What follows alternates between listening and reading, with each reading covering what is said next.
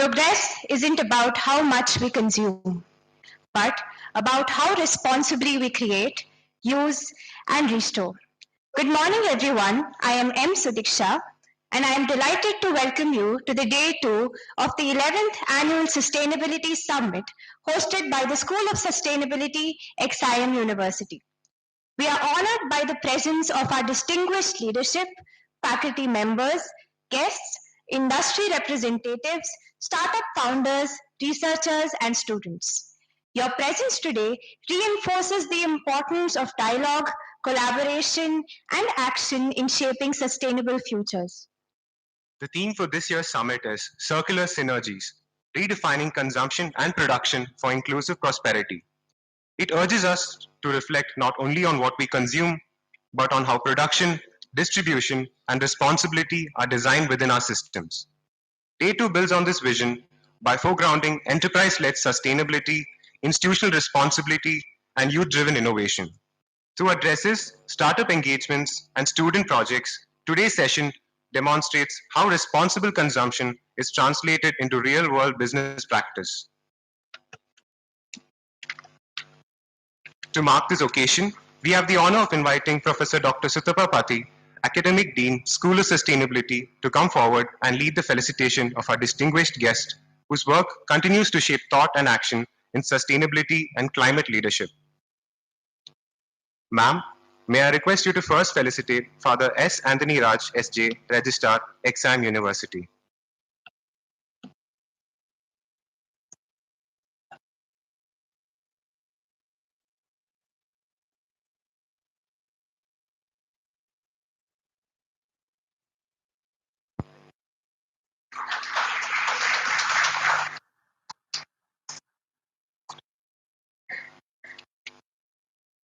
Thank you, Father. Thank you, ma'am. I would now like to welcome back Mr. Digvijay Singh Bisht, Founder Director, Council for Sustainable Development, Environment and Livelihoods. We extend our sincere gratitude to all our distinguished guests for graciously accepting our felicitation and for honoring us with their presence today. I request our honored dignitaries to kindly remain on stage as we move into the next segment of the program. Mr. Digvijay Singh Bisht specializes in air quality management, environmental risk management, water resources, and sustainable financing. Sir, we request you to kindly share your insights with us.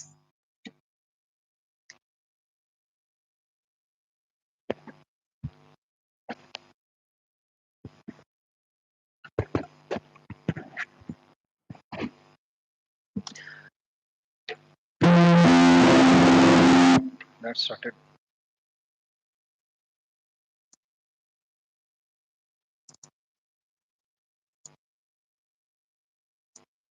Okay. Jai Hind, good morning. Great to be here. Congratulations to everybody on the 11th Sustainability Summit. My utmost thanks and gratitude to the Honorable Registrar and the respected Dean Ma'am and all the esteemed faculty members and respected esteemed fellows who have been here, part of the industry, be it the NGO, be it the academics, or any other organization or sector that you represent. I think this is one of the most important time that we discuss this, not because it is too late. It is never too late to actually see things through. And one of the hallmarks for that is the fair that will be happening outside in just a moment. And this sort of represents and gives us a very good picture as to what we are aspiring towards in the time to come. Before I sort of go further, to all those whom I have taught, just I want you guys to raise your hand and respond to what I ask. Very quick thing. I will put it as a pivotal point and we continue after that. All the students whom I've taught second year, not the first year, what is scope 1 emission?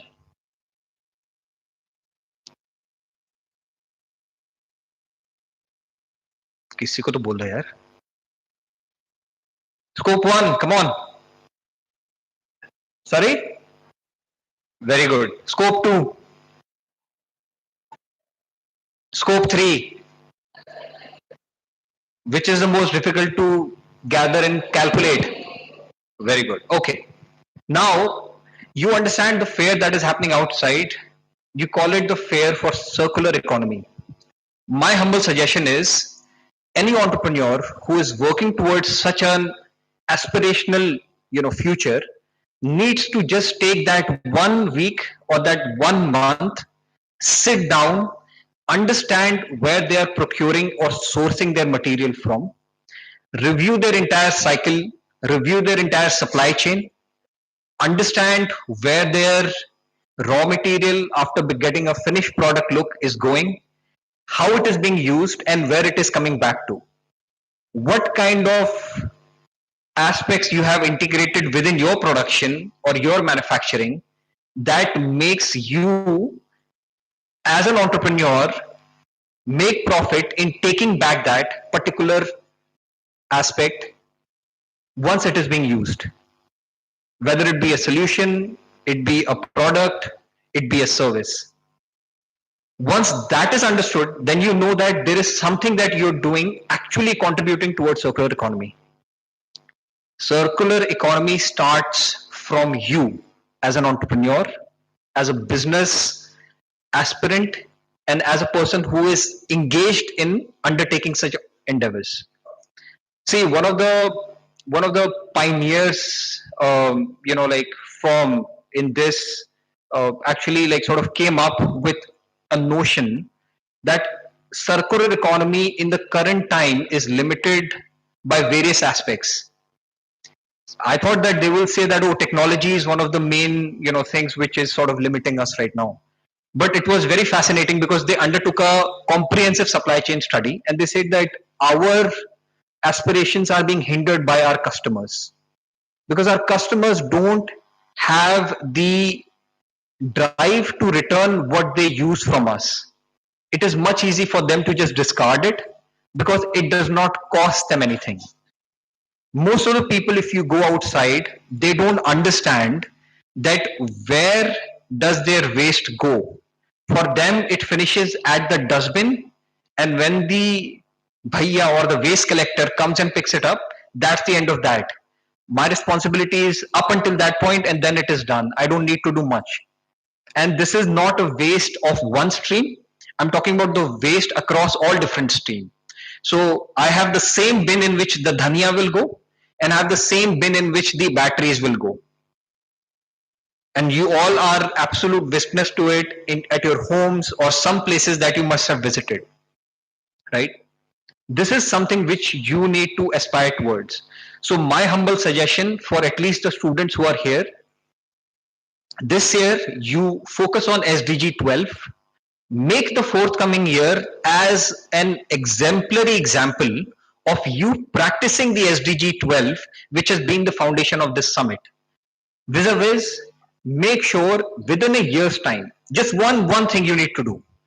Focus on making your campus zero waste. That's it. That's all you need to do. If you are able to achieve this collectively, you can easily say that you have significantly contributed to SDG 12 as an institution. And I'm more than happy to say that you will have the utmost support of the entire faculty member as your technical help, and then the dean ma'am and the registrar sir as your financial and other infrastructure help. And it does not require too much. In fact, it requires some of the most minimum investment, which is the highest number of impact. Because if the institutional level, with almost say about 2 to 3,000 people, is able to do something of this sort, this is a model you take with you when you go outside in the world.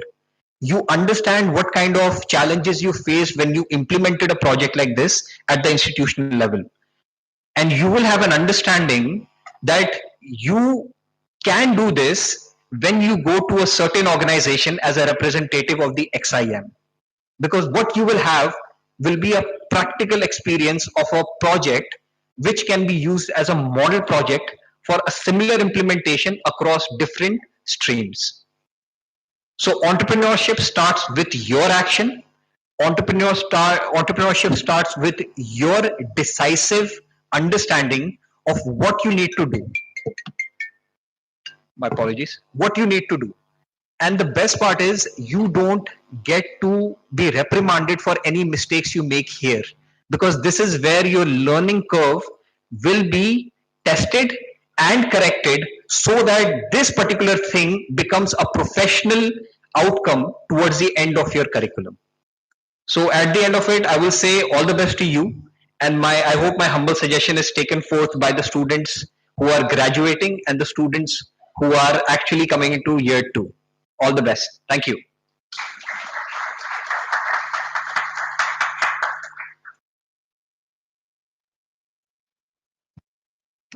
Thank you so much, sir.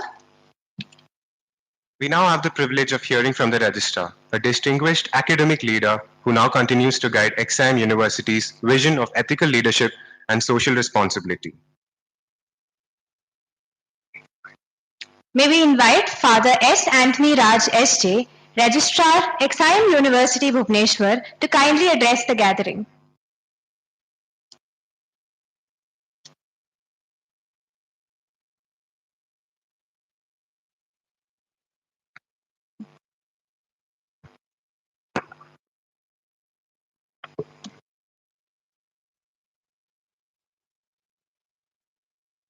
Respected Professor Sutapapati, Dean, School of Sustainability.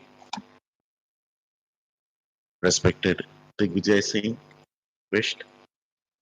Respected SAB members, faculty colleagues, invited guests, friends from the media, and my dear students.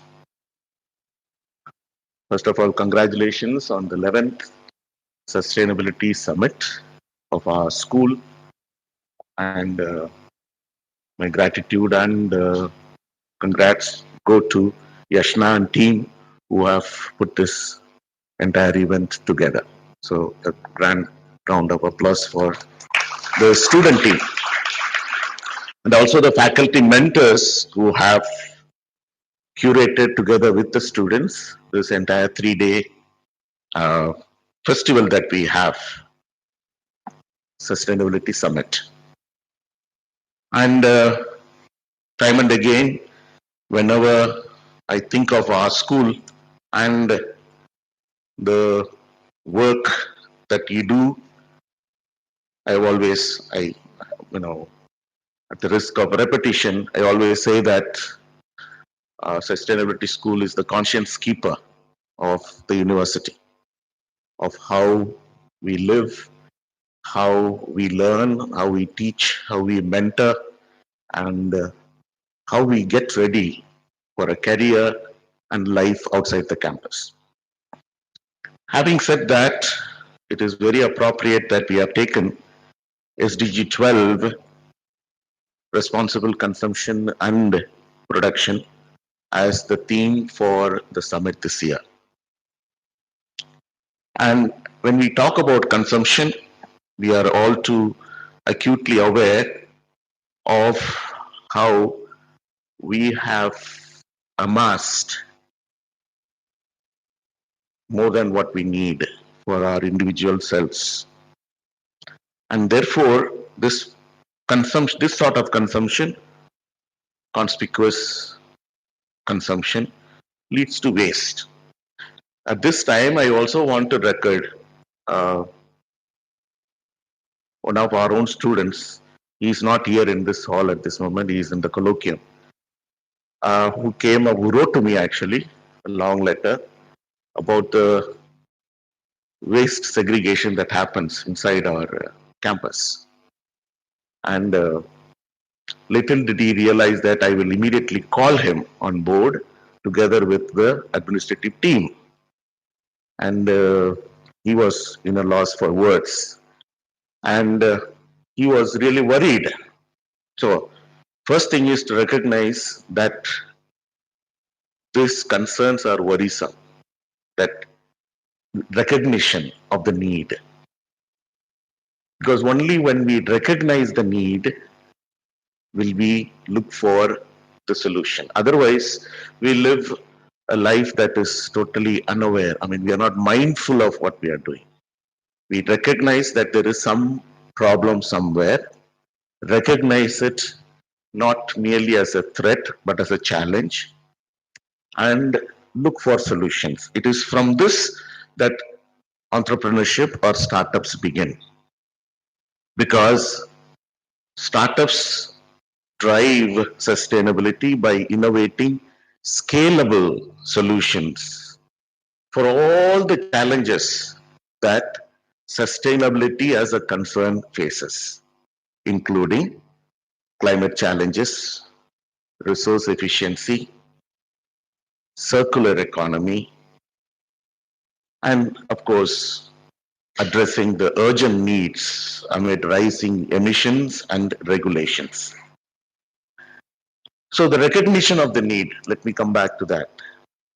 And when we discussed this together with a student, our own student, uh, BSc undergrad, in fact, he's in the first year, and we said, where does it begin? We have bins all over the place, more so after, I mean, during the preparation for NAC inspection, you know, because we had to get our ranking, our accreditation, and then later on spearheaded by the sustainability school itself, different colored bins, for example. But why don't we use it for what it should be used, right?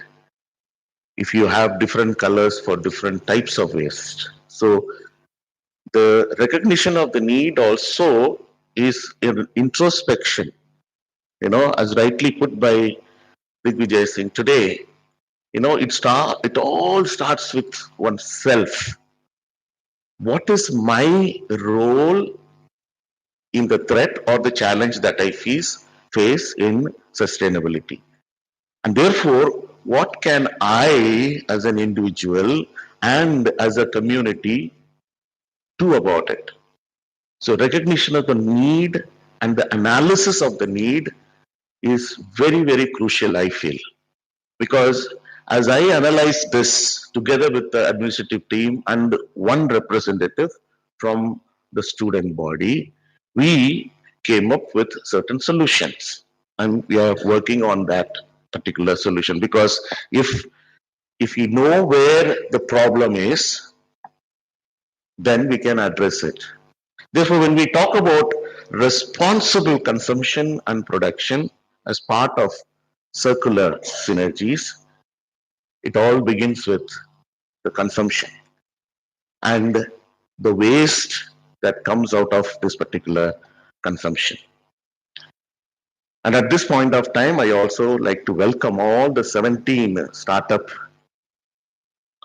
projects that who have come for this particular fair, all our partners, those who have come to not only showcase what they are doing, but rather to encourage each one sitting here, each one in our school, each one in our university.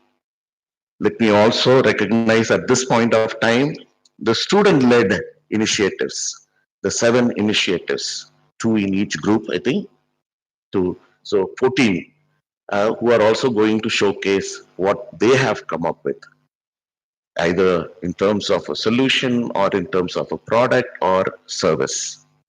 So my congratulations for what the school is and what the school has been and what the school will do, not only to each one of us sitting here, but for the entire academic community. God bless us all.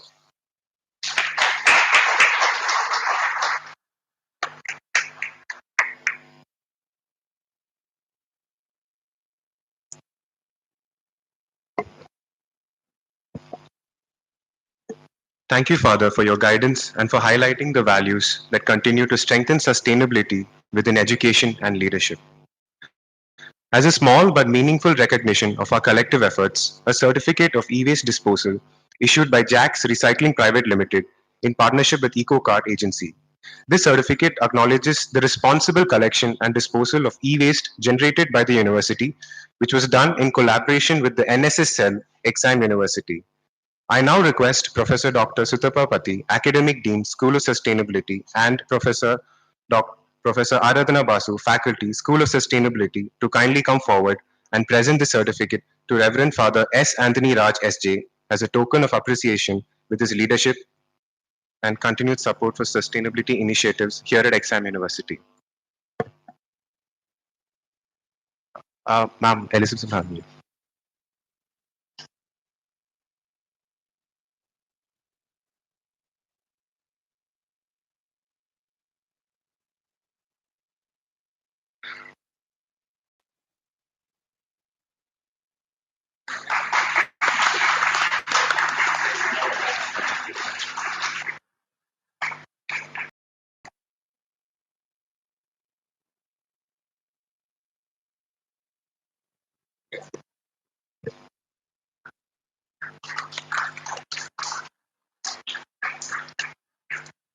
Thank you, ma'am.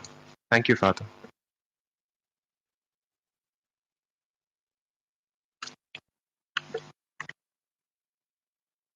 We now move to one of the most anticipated segments of the day, the Startup Address and Felicitation. This segment celebrates enterprises that are turning sustainability into action through innovation, enterprise, and accountability. Beyond the stage, these startups are also part of the Startup Fair at the Quadrangle, which has been fondly named as Srijan Seeds of Change, where they are showcasing their ideas and solutions. We encourage you to step out, interact with the founders, understand their journeys, and explore how you can support and engage with their work. Each startup will now be introduced and felicitated, recognizing its contribution to responsible production, conscious consumption, and circular systems. First, we would like to introduce U-Cakes. U-Cakes promotes responsible food consumption by incorporating millets into baked goods, supporting crops that require. The enterprise demonstrates that sustainability and consumer appeal can coexist without compromise. By encouraging a shift towards resource-efficient ingredients, U-Cakes contributes to more resilient and responsible food systems. Their products reflect an alignment between health-conscious choices and environmental responsibility. U-Cake's work illustrates how everyday food consumption decisions can support sustainable production practices. Now, I would request the representatives from U-Cakes to kindly come forward for their felicitation. I would request Revered Father to kindly do the felicitation of the startups.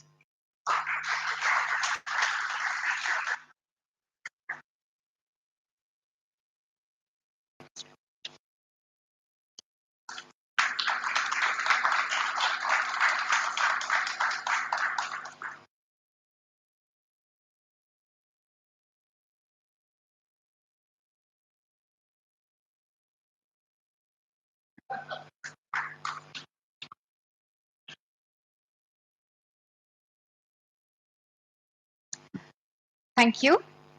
Up next, we have Hast Handloom Stories.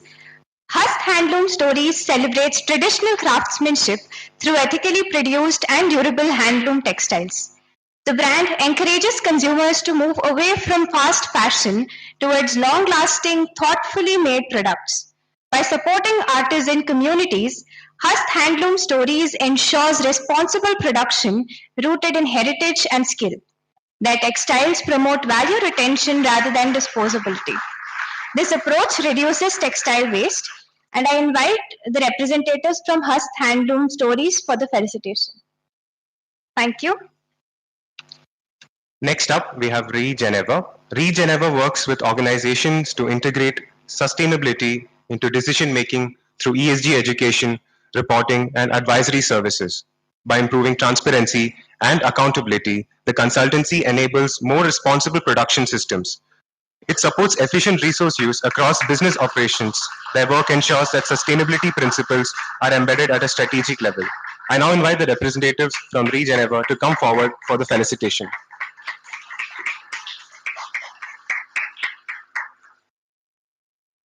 Thank you. Now we have SolarSac. SolarSac delivers renewable energy solutions that supports responsible energy use by businesses and communities. The enterprise enables a transition away from fossil fuel dependence through practical solar installations. By promoting clean energy adoption, Solar Sac reduces long-term environmental impact. Their work encourages energy-efficient consumption patterns. Thank you so much. Next up, we have Jayadeva Foods Private Limited. Jayadeva Foods focuses on producing natural food products using sustainably sourced ingredients and reduced chemical inputs. By encouraging informed consumer choices, the brand strengthens responsible food consumption. I invite the representatives from Jayadeva Foods Private Limited.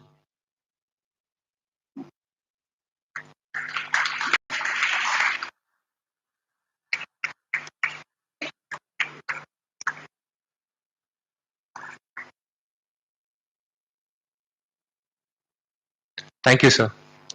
Now we have A for Conserve. A for Conserve assists organizations in improving compliance, operational efficiency, and environmental responsibility. Through sustainability consulting, the firm enables better resource optimization across operations. This ensures sustainability becomes an operational norm rather than an afterthought. I invite the representatives to join us on stage.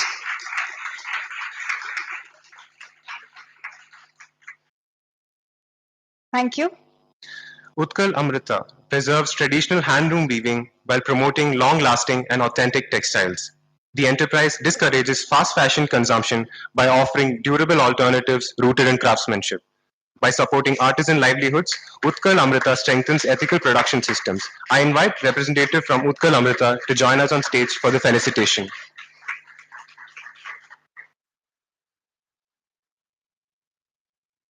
Thank you, ma'am. Next, we have Green Asha. Green Asha provides science-driven sustainability solutions across carbon management, pollution control, and waste optimization. The consultancy supports industries in transitioning towards cleaner production pathways. Their work reduces environmental footprints while improving operational responsibility.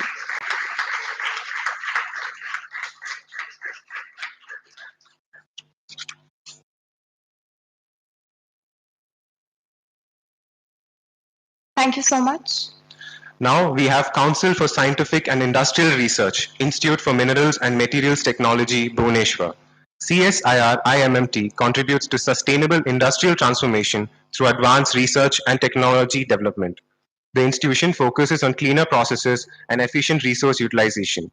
May I invite the representatives from CSIR IMMT Bhubaneswar for the felicitation.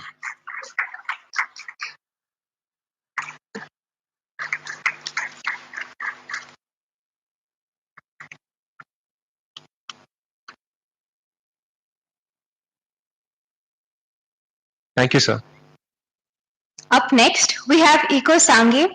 EcoSangi produces 100% compostable packaging, bags, and films that biodegrade within 180 days without toxic residues. We request and invite the representatives from EcoSangi for their felicitation.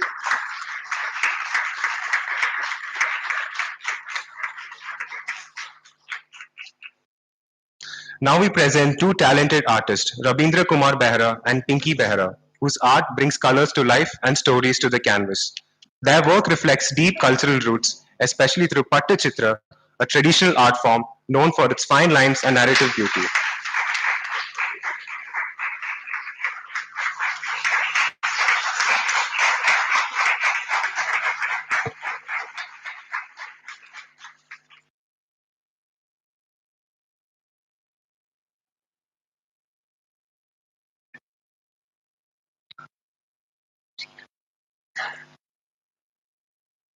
Next up, we have Renow Sustainable Solutions. Renow Sustainable Solutions upcycles traditional saris into contemporary outerwear, extending textile life cycles.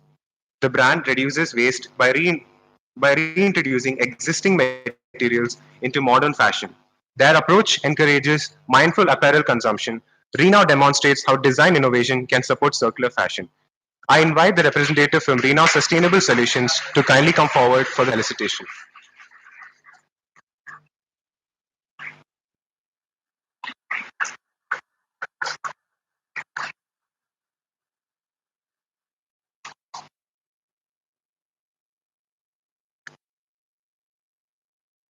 Thank you, ma'am. With this, we conclude the felicitation of our startups and artists. We thank all the participants for their inspiring contributions and our dignitaries for their gracious presence and encouragement throughout the session.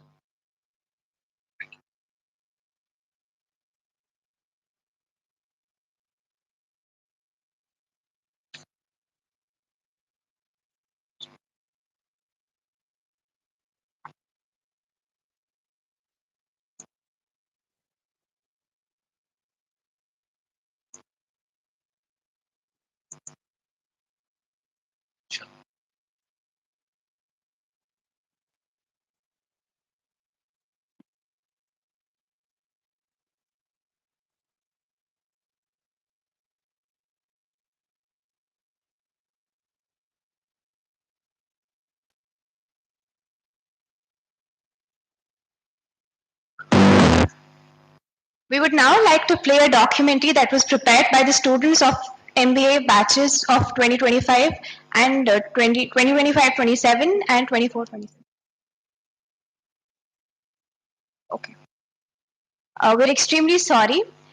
Now we would request our esteemed dignitaries to kindly head to the quadrangle where the startup fair will be symbolically inaugurated by Mr. Krishnadas Kharel Victor and Mr. Digvijay Singh Bisht, as well as by our Father S. Anthony Raj S.J. for the ribbon cutting ceremony.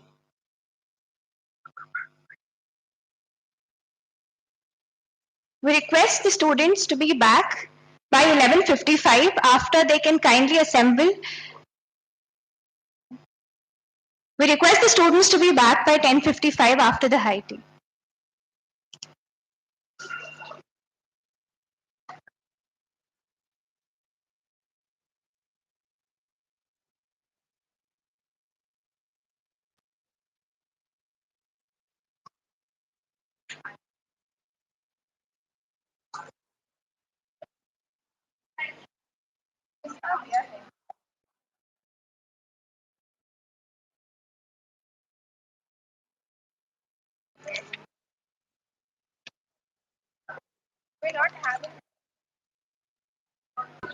नहीं चल रहा है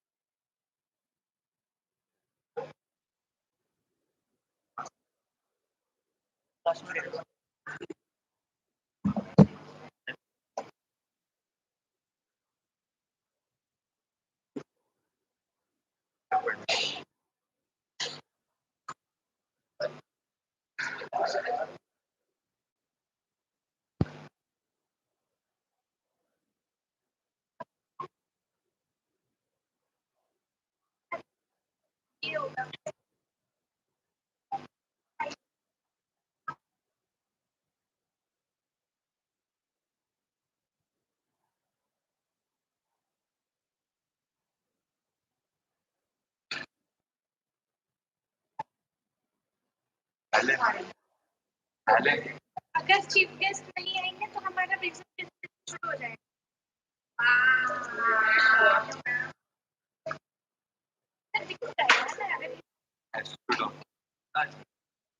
because you said no, it should not be it's not nothing is being shown that good how much I'm doing Alan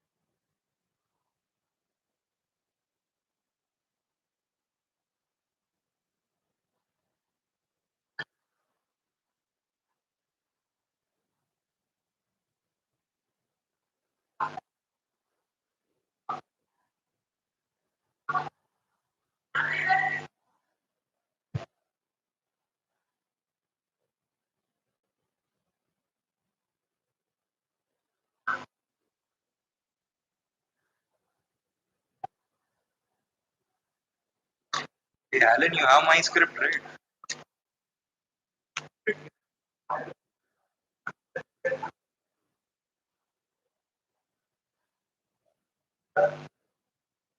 Just come here. I need to tell you.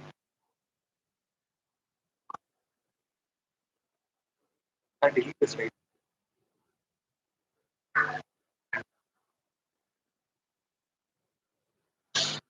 So, teacher, when you're present, please because I am not able.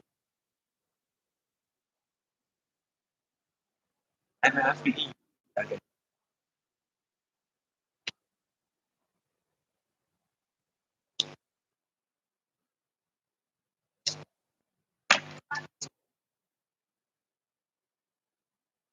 Not written.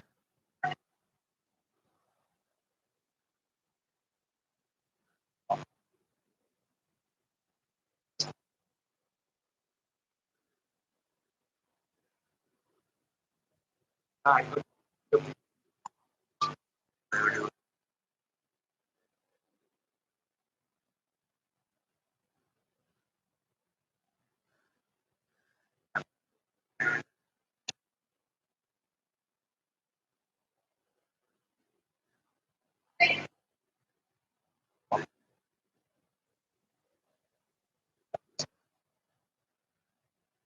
Oh, yeah, that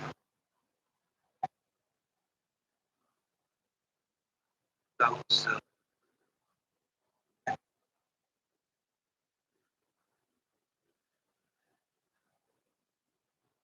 great.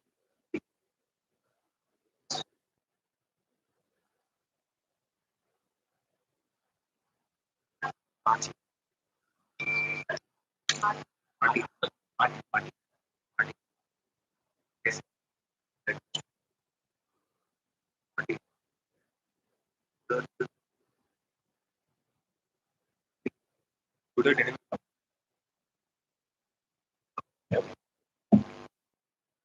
Yesterday, flower. You do other. And they will do. And it's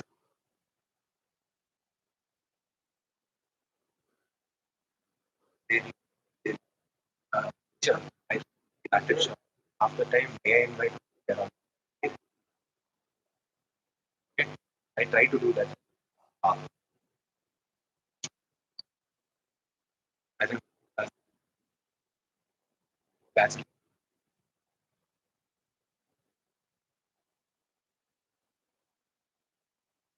sudden time.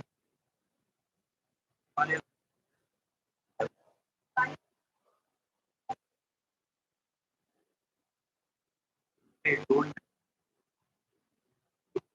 them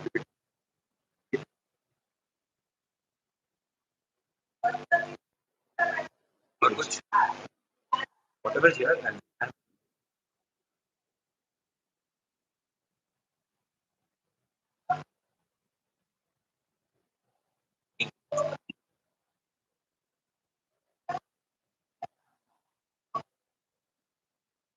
we have no. Yeah, that is it.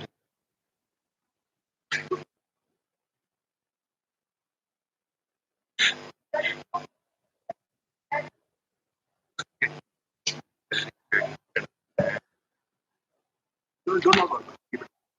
Yes.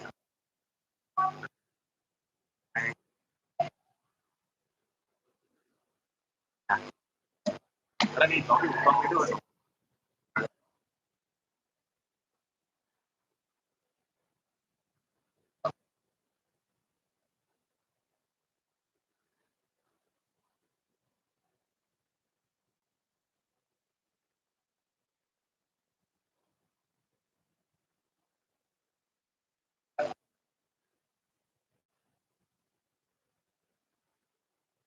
Diksha.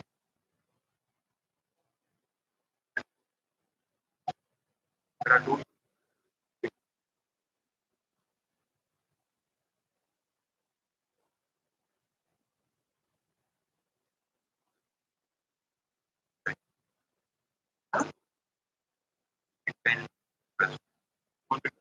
Okay.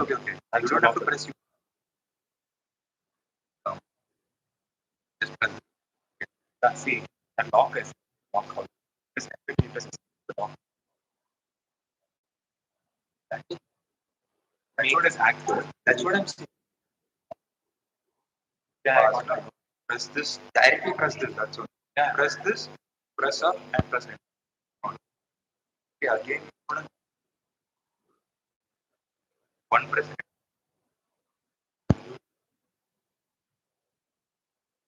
So my off. I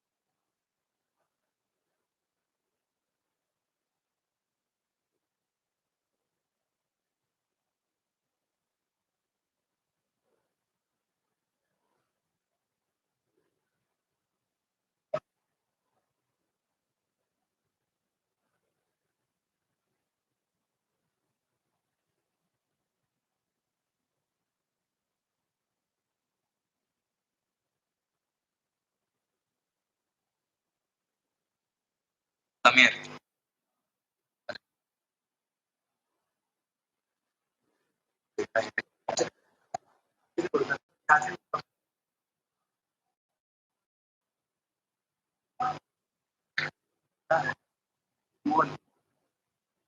Jump.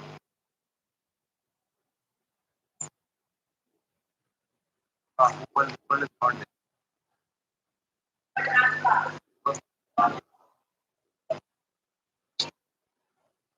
One is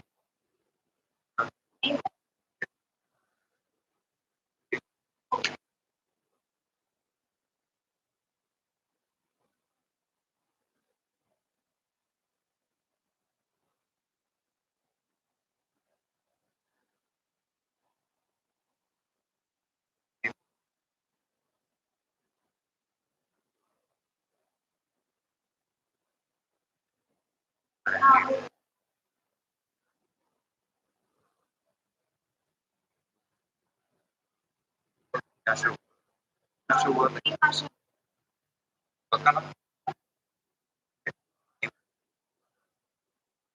Carbon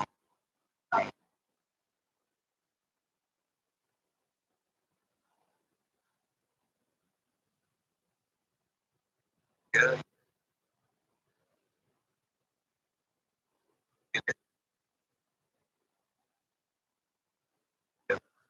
रात होने छह हुए छह हुए पांच ही हुए पांच भी नहीं चार ही हुए चार ही है अकॉर्डिंग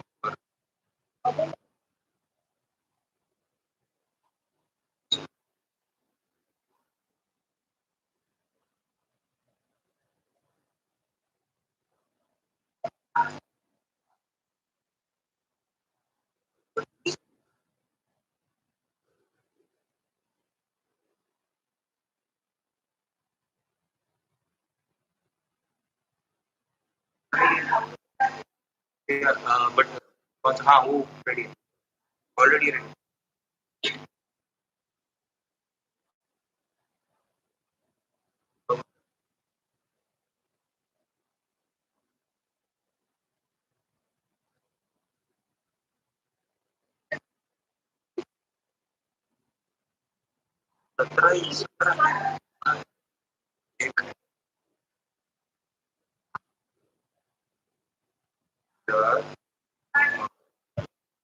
पाँच ये पाँच ले जाए यू केक से start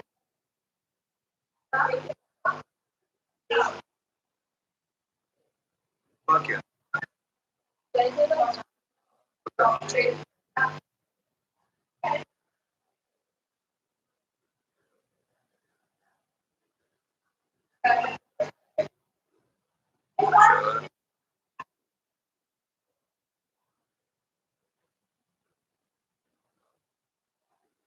बारह बारह हो गए पाँच मतलब एक का है ये बारह हो गए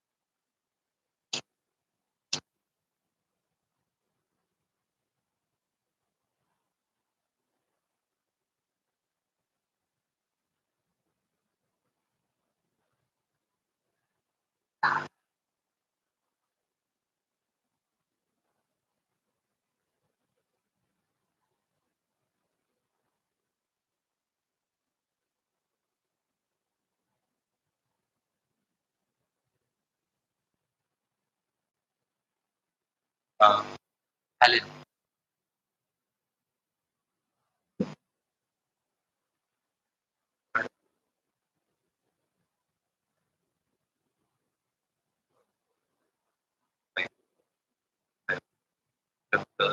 this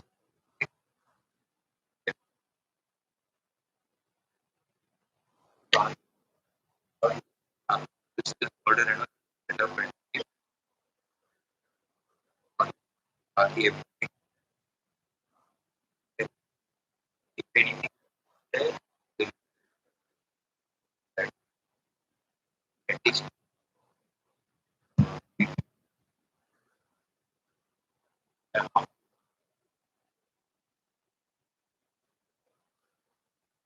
I like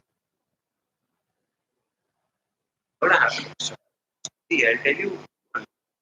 No, where is that schedule?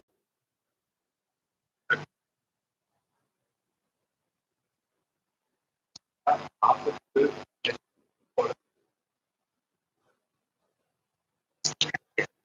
yeah, in that I did that.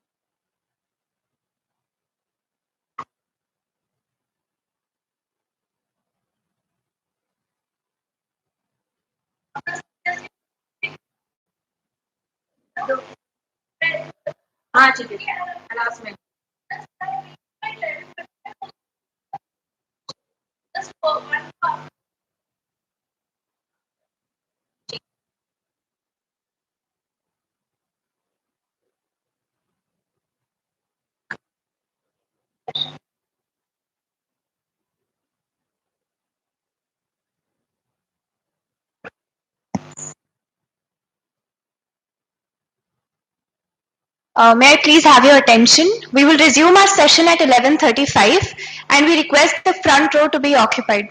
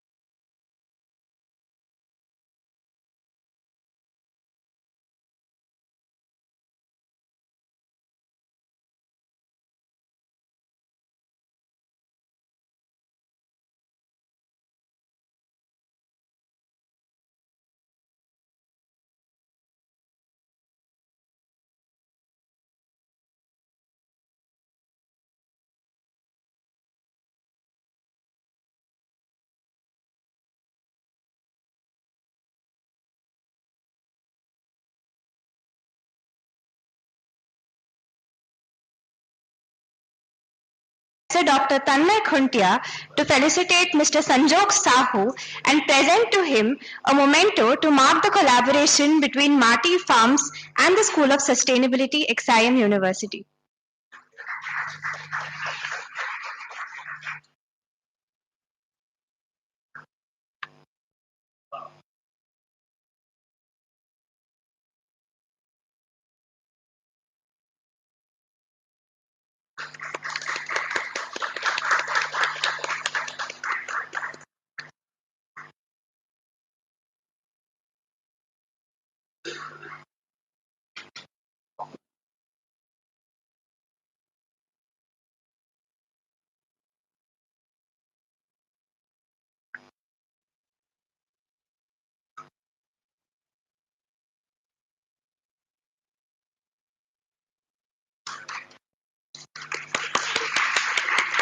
Thank you, sir. Now, I would like to invite Professor Dr. Arup Roy to present a memento to Mr. Kundan Das, Vice President, Energy Transition and Decarbonization 4.0 at Smart Industry India Private Limited.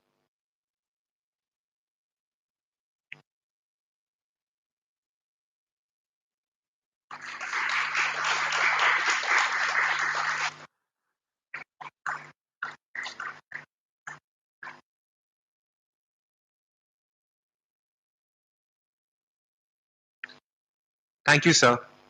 It is now my privilege to invite Mr. Sanjog Sahu to share his insights with us.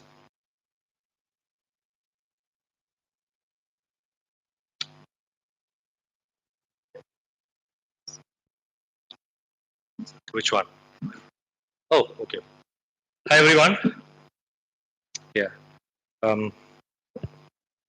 There's a lot of light in my face, so I can't see all of you, but I'm very, very grateful to be here. Lot of thoughts went in my head when I was coming here. In some ways, it seems like life is coming full circle because when I was growing up, I was very, very concerned about matters of sustainability, about the environment. And for me, they were not very intellectual questions. They stemmed out of my own reality of growing up not very far from here. I come from Chilika, about 50, 60 kilometers south. I was born there and I was raised there. I grew up, I was there until I was 10 years old. So I was homeschooled in a way, or village school. And my family was engaged in timber extraction. And that is how, we made our money. I was quite, I think I inherited some amount of generational guilt also by my grandfather's generation. He'd already stopped that, but he used to take me into the forests and used to talk a lot about how it used to be and how it is.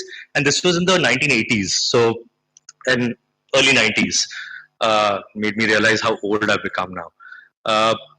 That time, environmental questions, it was like our backyard was burning. The Chilika ecosystem was, being destroyed because of aquaculture and other things. So for me, they were not very intellectual questions. I was very, very passionate about the environment, but there was absolutely no direction or no support system or nobody to tell me, hey, you know what, this is what you're passionate about, so this is what you can study. So I studied a bunch of different unrelated things that I'll not talk about here, but I so wish there was a school of sustainability or something like that when I was in my college. That was not a luxury that I had. So, and because I was concerned about these questions, I pursued my I went to wherever I could find an opportunity to study them at, which was in the US. So currently, what I do now is I run a small startup called Mati Farms. We're based out of Odisha. We are not a tech startup, so to speak. We are primarily an agricultural startup. We do bring in some disruption in the field. I bring in my ecological knowledge. I eventually ended up joining a PhD program in ecology. And what I was looking at is how agriculture is an activity. We think of it as very environment friendly. Normally, when any of us go out to any khet or any kind of thing, we'll look at the green and we'll go, oh, it's so green, so pretty, right? But agriculture as of today, especially horticulture, the way it's being practiced in India, especially the kind of farming that is geared towards the market, commercial vegetables, market vegetables, it is probably one of the most unsustainable activities you can think of. We normally tend to equate mining and heavy industries as having a negative effect on agriculture. When I was doing my PhD, I saw, and my fieldwork was in a place called Koraput, which is in Odisha also. I saw that there are multiple ways in which, even though it's organic farming or it's traditional agriculture, it has negative consequences on the local forest cover. just to give you a small example, Koraput produces a lot of tomatoes, and sometimes in winter season, especially, the price of tomatoes fall from, say, right now it is about 12 or 13 rupees. It can fall as low as 2, 3 rupees also. So what happens, at least what I saw during my PhD field work, was that if the price falls drastically, then the farmer, which is typically a small marginal farmer, half acre, 1 acre, very basic, equipments, not a lot of capital, he or she did not have the resources to intensify production to meet their basic income needs. उनको तो they want 10,000 rupees per month or 5,000 or 8,000, whatever, right? So if the prices fall, they don't have, at least at that time, they didn't have the amount required to buy more fertilizers to intensify production. What they often had was they had land next to their own farms, which were often virgin forests and or secondary forests, and they used to clear cut that forest to bring that extra area under cultivation. So if the price of tomatoes fell from 10 rupees to 5 rupees, then the area of cultivation went up from half acre to 1 acre. And I often used to tell the farmers ki, although I'm supposed to be an objective researcher, like, impartial, I used to often have conversations with them which went on the lines of, tame to itte bhalo traditional farming korcho, why are you changing your ways or why are you cutting the forest? And in asking those questions over a long term, they used to be very polite, but I realized that those questions came from a point of privilege, which is that I could go back, to my university, become a professor, teach disinterested American youngsters in rich suburban universities. But the farmers had, and these are market growers. They're not just growing for their own livelihood. They're actually growing to make a profit. They also had the sense of upwardly mobile aspirations. They also wanted to send their children to, colleges in Bhubaneswar. They also wanted mobile phones, and why not, right? So. My learning over a period of time during academia was that we in conservation circles, in sustainability circles, we tend to impose the burden of sustainability on those who often have the least amount of agency in the whole matter, which in my case was smallholder farmers, small farmers. So it was all those questions which made me realize that I need to do something more tangible. I need to, okay, you know what, simple thing, tomatoes prices are falling to 5 rupees from 10 rupees. You're growing desi tomatoes. How about you grow San Marzanos or Romas or like exotic tomatoes which have a premium market? So I'll give you 50 rupees instead of 10 rupees or 5 rupees. But at scale, you have to listen to how I say, like we have to put in best practices and you have to follow those. That was the core idea that Marty Farms has started with. Of course, it has been a long journey. We made a lot of losses. I realized that when we focus on, one of the learnings that I had was that production in Odisha, places like Odisha, is not the problem as of now. We have great rainfall. We have, in spite of climate, change and erraticness, we have great rainfall. We have mostly good soil, especially in the hilly areas. The farmers' production problem was something that happened post-production. The product, they were actually producing a lot. In fact, that is why the market prices are falling. So when we started growing exotics beyond a certain point during COVID, we also faced the same problems. People who had got contracts from us, like we had forward contracts, large MNCs, who used to take our tomatoes and put it into their processing plants or retail centers, they did not honor their contract. And of course, we were a small startup, so we could not also do anything about it. So what we realized is that we basically had aggregated the problem of post-harvest loss. We did not solve it. And it was those learnings that gradually made us move towards food processing, which is what we are now, and also we moved away from exotic vegetables or tomatoes and things to things that inherently grow well here, indigenous crops, heirloom crops like sweet potatoes, cassava, tuber crops mostly, which grow very well in our climate, don't have any kind of, you actually don't need inputs, a lot of inputs to give to them. And they also have a pronounced global market. So it's a very simple farm to folk setup where we contract farm with small and marginal farmers across Odisha, Tamil Nadu, Karnataka, and Jharkhand. We have about 250 students. We've actually gamified it. We haven't gone from 50 farmers to 5,000 farmers. We went to about 800,000 farmers, and then we have reduced the number of farmers based on who actually grows well for us and who doesn't. We have an internal system where we tabulate that data. And our focus has been primarily to create a market for them. We buy it back from them at typically about 2 to 3 times the market price, the sweet potatoes, and we value add them. We make flour out of it, we make chips, and we sell it. So that's basically what I do. There's a small video that I wanted to play if you have the time for it, like a couple of minutes ka video. We can actually see some, I came here with the intention of actually interacting more than talk, which I'm hoping that we'll get a few minutes for. But just a small, window into what Marty Farms does and where we do it. It's actually a YouTube link that I had shared. I don't know if it has been downloaded. Oh, that's the one.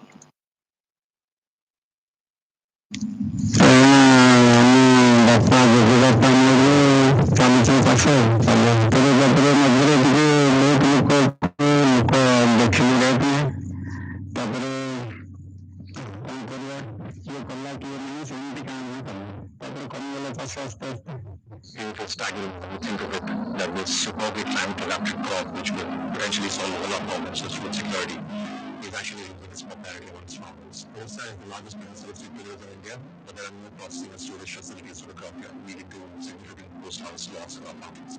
Sweet potatoes offer tremendous climate and food security benefits.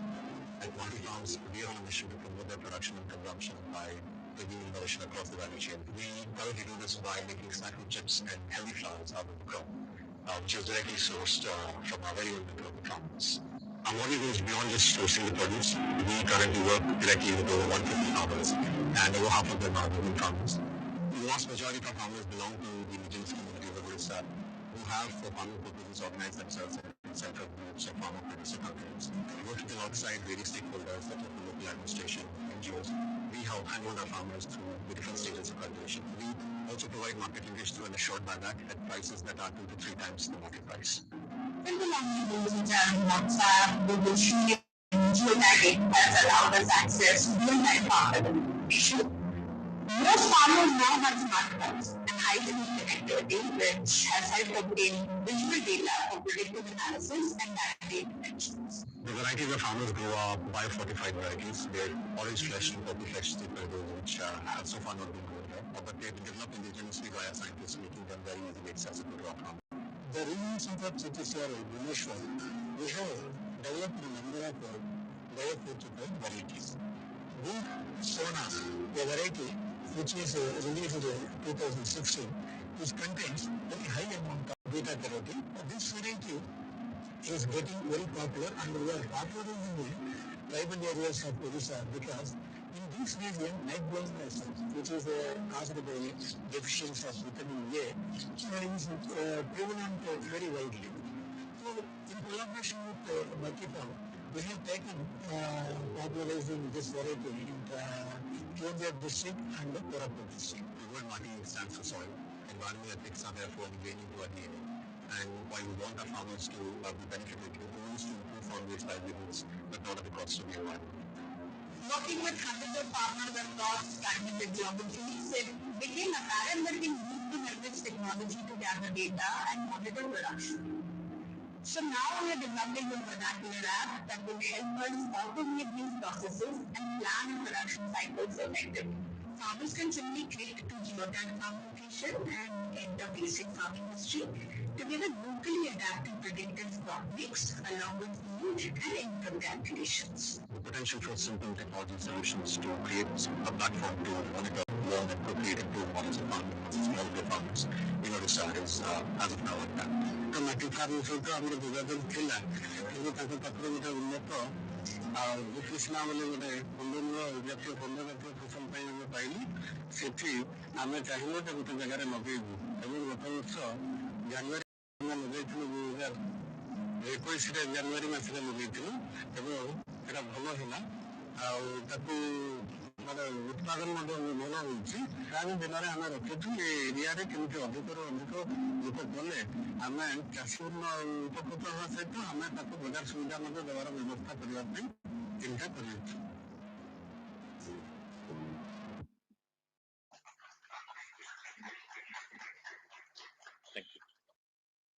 So I realize now that this video was made by the government of Odisha for the 2022 Make in Odisha Conclave, where we received an award with from the former CM, Shri Naveen Patnaik.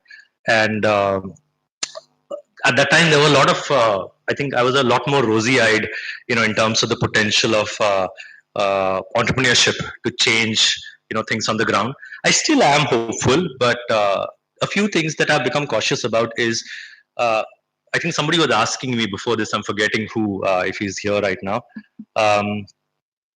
It's not possible to, like, the SDG goals or, the sustainability as a concept is so complex, so interconnected. There are so many components to it. the problems that we face are multidimensional and intersectional. So when we set out to solve the problem of farming, like I gave an example, right? We were trying to we went in with some assumptions, which is that production ठीक से नहीं हो रहा है, but then we realized that production is actually not the problem. I spent my entire half my career studying production and how to optimize farming, but then I realized in our context, farming is actually not the problem, at least in my crop categories. Um, Sustainability, the problems with sustainability, or to make the entire value chain sustainable, the problems that mostly added to post harvest loss were outside the farm gate. So those are some early learnings. But even as we try to solve that problem, on the other side, we are a consumer facing brand now. We are creating a brand. And as we go to the market, in fact, even when we export bulk mein, the packaging that we do, the value chain that we subscribe to, there are components of like it's very unsustainable. There's nothing. I mean, to be honest, if one makes the devil's advocate wala argument, then we are no different in greenwashing to some extent than any other D2C brand, which is talking about healthy, foods, which is talking about, farm to fork. Because as we scale, for instance, there's already pressure on the part of our stakeholders, investors and others to make us product more competitive for the export markets, which would involve optimizing in such a way that farmers will have to reduce the prices that that we give them. There are also problems that we can't solve. For instance, the chips that we sell are in nitrogen flushed, aluminum packaging, Tetra Pak, like tri-ply packaging.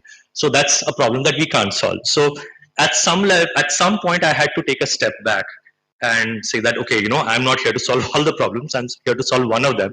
And I had to have like a tunnel vision there, because otherwise it started affecting my mental health a lot. I was still essentially, I'm still that person from Chilika who's like looking at, like, when I go out, I see like burning forests, and I look, the lens with which I look at the world has become very, very I think a little what's the word for it? It's not. It's blackened a little. It's a little dystopian. The reality that I see. So from as an entrepreneur, that can be quite devastating, because if I become so navel gazing, then I won't be able to make progress. So I mean, of course, there are pivots that we are trying to do. There are at the company level, I've realized that a lot of my goals in creating a more resilient ecosystem in the same places where we are farming, the interventions might have to be had through a not-for-profit approach. For instance, anything that adds value to our farm plot, in terms of organic farming and all, that is something that our ecosystem of investors and stakeholders, they agree to. Anything that requires long-term interventions, like for instance planting trees around the farms, which will fruit in like 10 years time and will add strength to the soil and all, that is something that is very difficult to justify for a for-profit startup. So that is where a not-for-profit approach might work, and that is why we've started working with other stakeholders in the ecosystem. So these are some of the brief learnings that I think share in a 10-minute, 15-minute time. But I'm hoping that given what I do and the fact that I'm right here, that we can have an engagement, beyond this also off the stage. But I'm happy also to take any questions if any of you might have. Please feel free to ask me anything. As you might have noticed, I'm very, very approachable, and I also like to engage with students, because they I think I learn more than my perspective of when I come here is that I'm excited because I do sometimes get things that provoke my thought, and in directions that I have not thought of. I'll stop here because I'm yapping a lot right now, I realize. But please, please, please, do ask if there's anything that I can respond meaningfully. Thank you.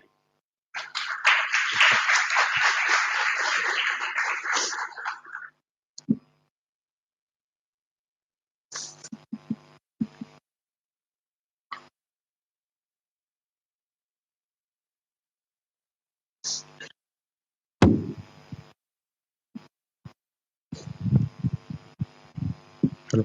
Good afternoon, sir. My name is Dimna. I'm a first year student. So I had just a general question. So I wanted to know what is your business insight, because the business I'm you sorry, do. could you repeat that, Tala? I just wanted to get some business insights from the work you're doing, because the farm to fork business you're doing is wonderful, but it's a very capital intensive and cumbersome process, right? Because you're sourcing it from the farmers through an FPC or FPO, and then there's some sort of R&D going in. The logistics is very uncertain, real time monitoring, and also you are uh, giving the farmers also a good amount of money. But at the same time, how do you price your goods? Because the willingness to pay in a country like ours, where the disposable income is not very high, it's a very like when I think about it, it's a very a business with a Right, lot of right. So this is a uncertainty. very specific question, specific to my business. So, like I said, we did pivots from moving from high perishability vegetables to something like tuber crops, which can stay at the room temperature for 30, 40 days without going bad. The second thing is we do value addition right here within the state. And the markets that we target are outside of India, not even within India. There is a certain amount of retail sales that we do, like the fresh crop during season. And there, the 35 rupees that I pay for my orange flesh sweet potatoes right now in season. I mean, I'll show you my WhatsApp messages are filled with different groups where there are buyers from Delhi, Bombay, retail stores, which take it at from us. They take it at 150 rupees, and then they sell it at 600 rupees to their customers. Believe it or not, it sells like hotcakes, and there's more demand than supply. So I think what you're asking, that's not a problem that we have faced yet, because it's a problem that comes at scale, and we have not reached that scale yet. The problems with agriculture are so big that and like I said, we don't grow the regular sweet potatoes also. So we've made very conscious decisions to, because we had to survive, because it is capital intensive. We made conscious decisions to move away from main market like MSP crops to something very niche, which we are the only growers of this in the entire country. Odisha is the only place it will grow. There are processors who buy the sweet potatoes from me of a certain grade in Gujarat to make French fries, which we can't do here because we don't have that scale. The volume of production is not as much to justify investing 100 crores into a French fry plant. So we send it to them in season, 15, 20 trucks, and we grade sort it here.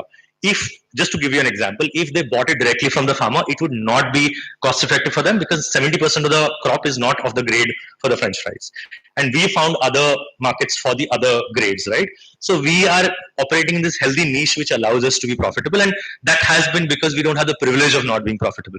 So that way, being a for-profit company has helped me grow, because it has made me more attuned to where is the money. And in fact, my primary responsibility right now would be to my shareholders. It's only at scale I feel that we can probably make a positive impact. In the environment, or farmers, of course, are getting benefited.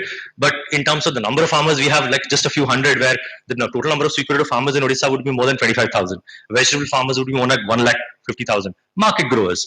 So even if we become, say, and this was a question that a social impact investment fund that is thinking of putting in money into our company was asking me, Sanjog, at what scale will you be able to like affect, say, like positively impact, say, 5,000 farmers? And it won't come probably. We might become a 500 crore company, and even then we'll probably be growing with 500,000 farmers. My point being that, some of the problems that are associated with agriculture, they happen at a scale which we have consciously avoided. I hope that answers your question in a long-winded way. Yep.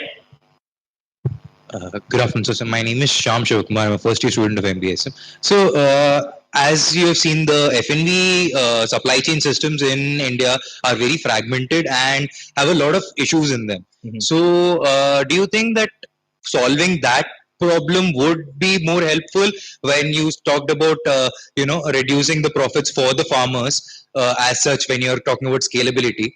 So instead of working to, like, if you work towards solving the problem of fragmented supply chains, would that be a better solution according to you? Absolutely, yes. I mean, and it's not even rocket science, and it's very geography and crop dependent.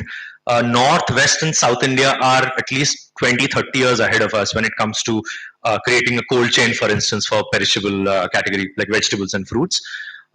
Historically, we've been behind.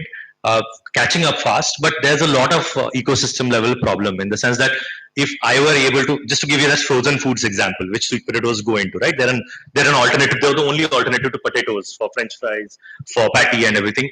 The simple reason why I can't do it here, even at a small scale, it's possible in some ways, is because the dry ice component here, I spend 100 kilo rupees per kg on dry ice, whereas in Gujarat it'll be 15, 20 rupees.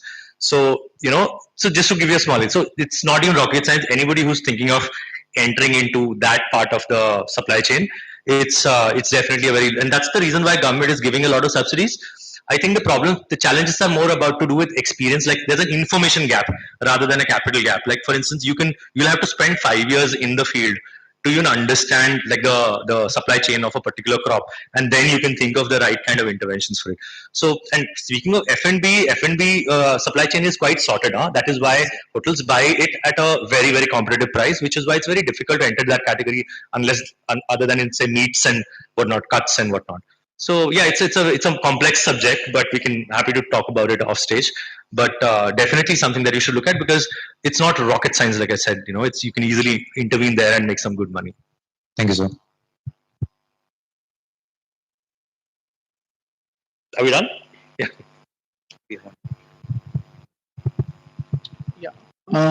First of all, really impressed with your work, Sanjog, and the entire team of Thank you. Multi Firms. I have two questions.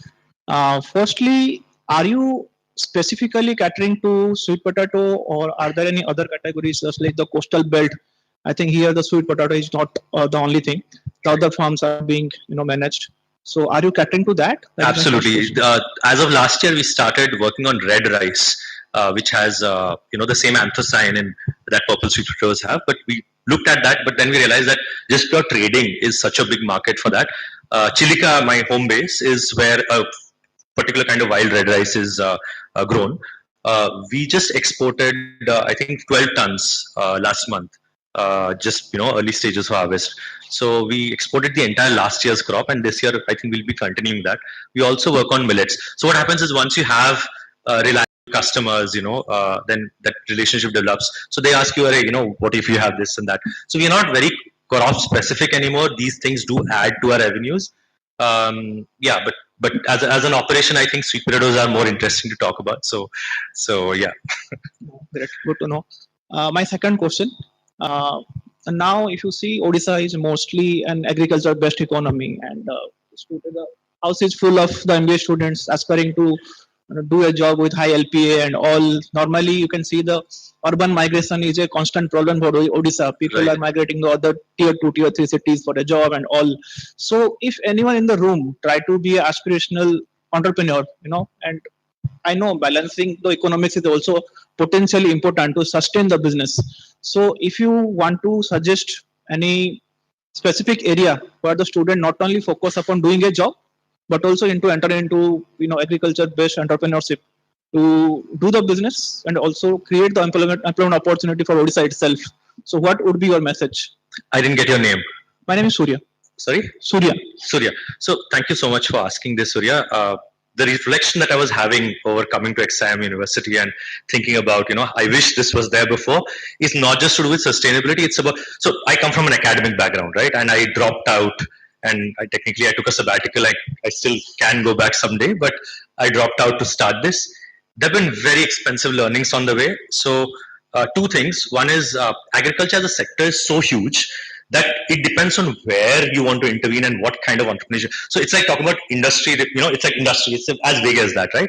So it depends on which crop, whether it's perishable, whether it's a cereal crop, or, whether you want to work on bulk exports, whether you want to create a consumer face like a D2C brand, which is a totally different ballgame, as I've learned with very expensive mistakes.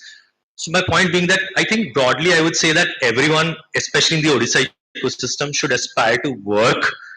I wish I had done an MBA. I wish I had worked, in a company, the kind of company that I'm trying to build for 10 years before, trying to do. I mean, I was trying to solve the problem without having the necessary experience to solve it, right? So while passion is great, and I'm not trying to temper aspirations here, I'm saying that the right way to do it would be through rather than working in a PwC. I mean, I shouldn't name names here, but rather than working in, I'm sure there are startups or company like there's Dehat operates in Odisha. They take I think 750 crores of revenue out of Odisha last year. So they definitely have jobs out there. They might not be coming to university. I think it's a responsibility of the faculty and the placement committee also to reach out to I think the right find the right fit, and so that students also have that exposure. And I think because also questions and solutions change over time, right, with experience. So a little bit of experience is especially required because in Odisha, I'm ashamed to say this, I'm still the only food processing startup outside of shrimps and rice and whatnot in vegetables, and our scale is like very small, right? So we need 500 mati farms and a larger scale of operation for the ecosystem to mature, where we can support the kind of jobs for which our students are skilled for.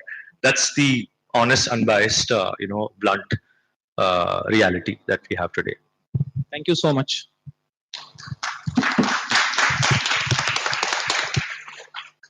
Thank you. Thank you, sir, for such an engaging session and for sharing your journey and business insights with us. It is my pleasure. It is my pleasure to introduce Mr. Kundan Das, Vice President, Energy Transition and Decarbonization 4.0 at Smart Industry India Private Limited. An energy transition professional, his work focuses on nuclear energy, decarbonization of coal-based power systems, and transforming existing thermal fleets through efficiency upgrades and UHVDC-enabled integration to enable reliable and cleaner grids. We now invite Mr. Kundan Das to kindly address the gathering.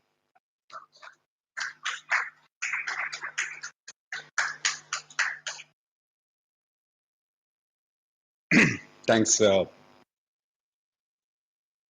have a question to all of you. And ma'am told me that, there are a lot of startup, focus discussion that we wish to have. Our question is that, do you know what is India's position in environment index? Anyone?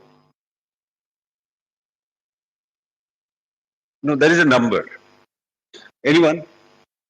I think it's a very fundamental question when I'm standing at exam.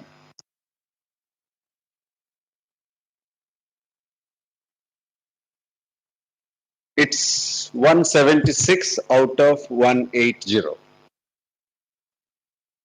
That's 2024. 2022, we were 180 out of 180. Okay. Now, having that position, our Prime Minister stand up and says that we want to be a developed economy by 2047. All fair? Now tell me, which country is going to be developed if its environment is not proper and standing at the lowest of the bottom? Is it possible? If India is going to be a developed economy by 2047, India's manufacturing contribution to the globe has to be in the range of more than 10%.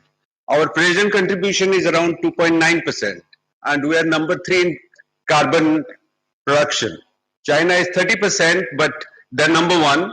But if you look at the energy transition investment that China is doing right now, is 880 billion US dollar in 2024. India is 40 billion US dollar.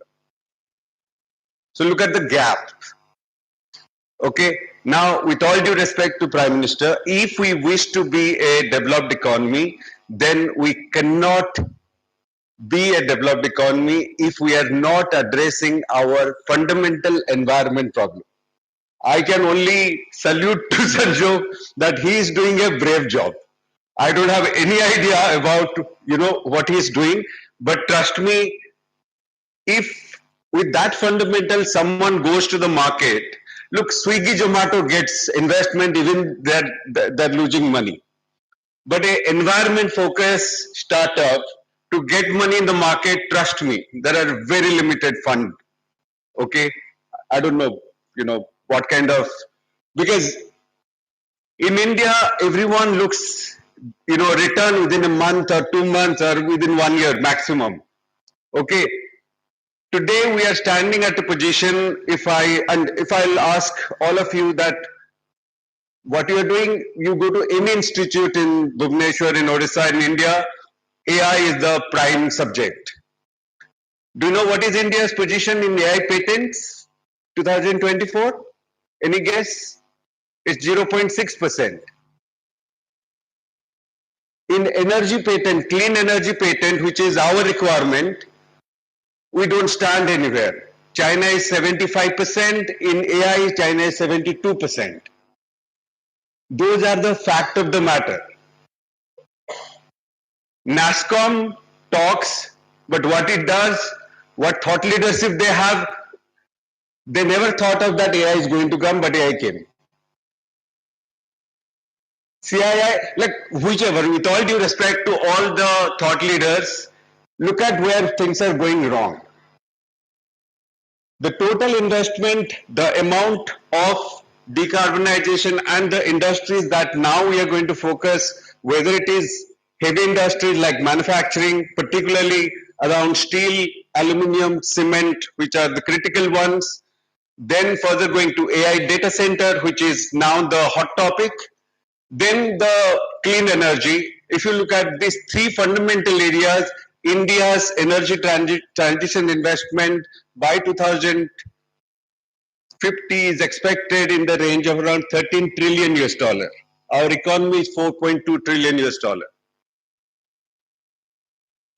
Our GDP to energy investment, clean tech energy investment is less than 1%. China is 4.8%.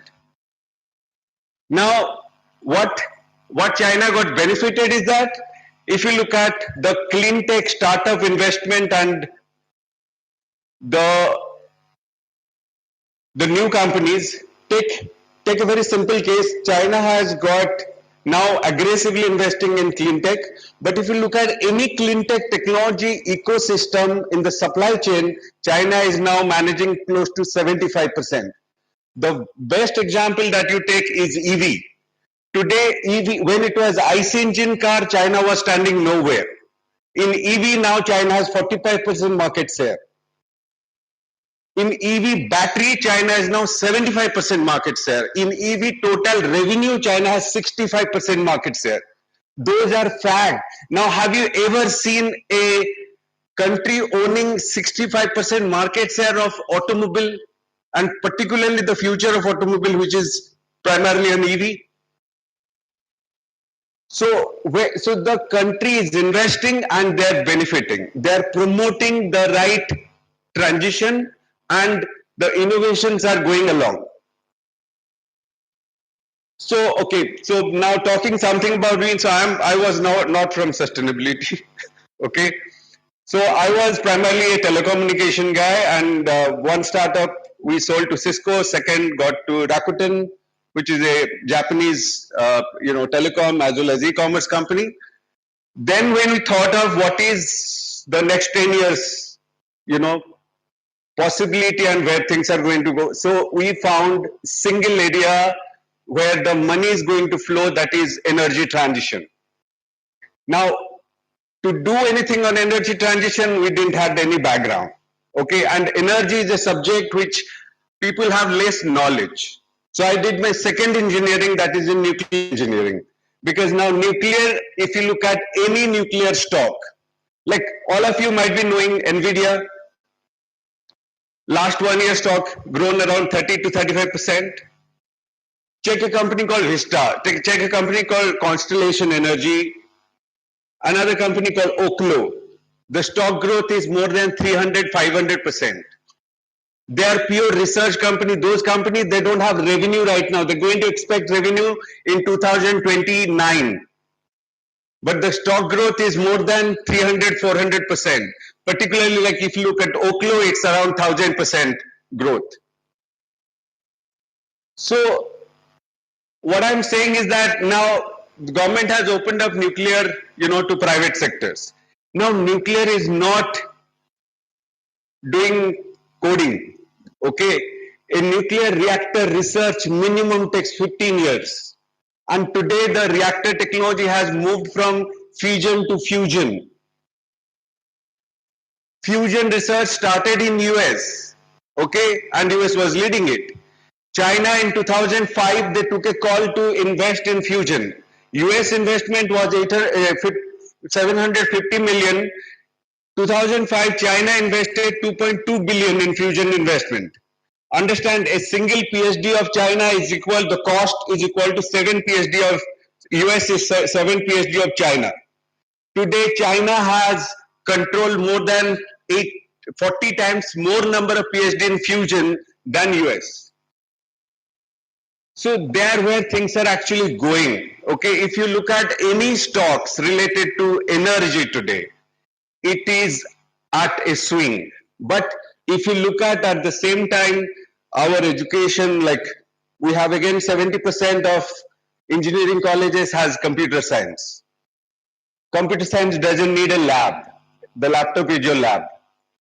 Energy without a lab, you don't learn anything. And you go to any university in India, including IITs, look at the lab in energy. And if you need any investment, like India's present capacity in nuclear is 8 gigawatt. Now we have target of 100 gigawatt in 2020 to 2047, which is 22 years. 65 years we took to make 8 gigawatt, and now 22 years we have to make 92 gigawatt, where we do not own a single reactor concept approved from India. It's a fact. You can only see AI images that BARC has developed SMR, small modular reactor. Nothing, no concept of India is yet approved by the global agencies. So, anyway, the good thing is that now we are entering to an era where serious engineering is going to be considered. The good part that AI has done is that it has democratized the knowledge. You ask anyone, first 5 lines they will tell. But now it's time to go deeper into. So you have to, like, if you are learning anything, then go deeper into it. Okay? And much deeper than even AI can think of. So if you take the challenges, like for example, take Delhi for example. Everyone knows, everyone claims that Delhi has the worst, environment. Delhi has IIT. How many solutions any startup has come up in Delhi to address the particular issue? No one. And if someone comes up with a solution, looks for investment, I don't know how much he's going to get. But if Swiggy Zomato comes into market, they will get.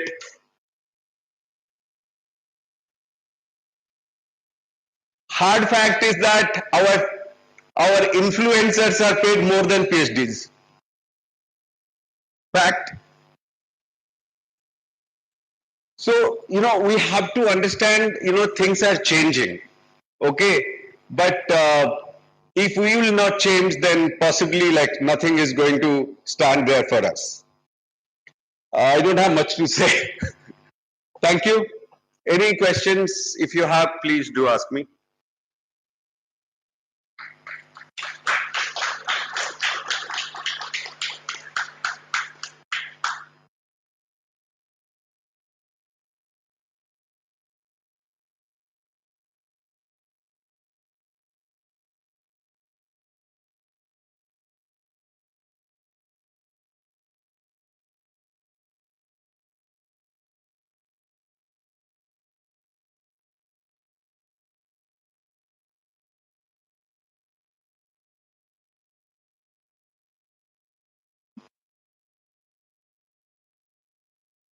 Hello, sir.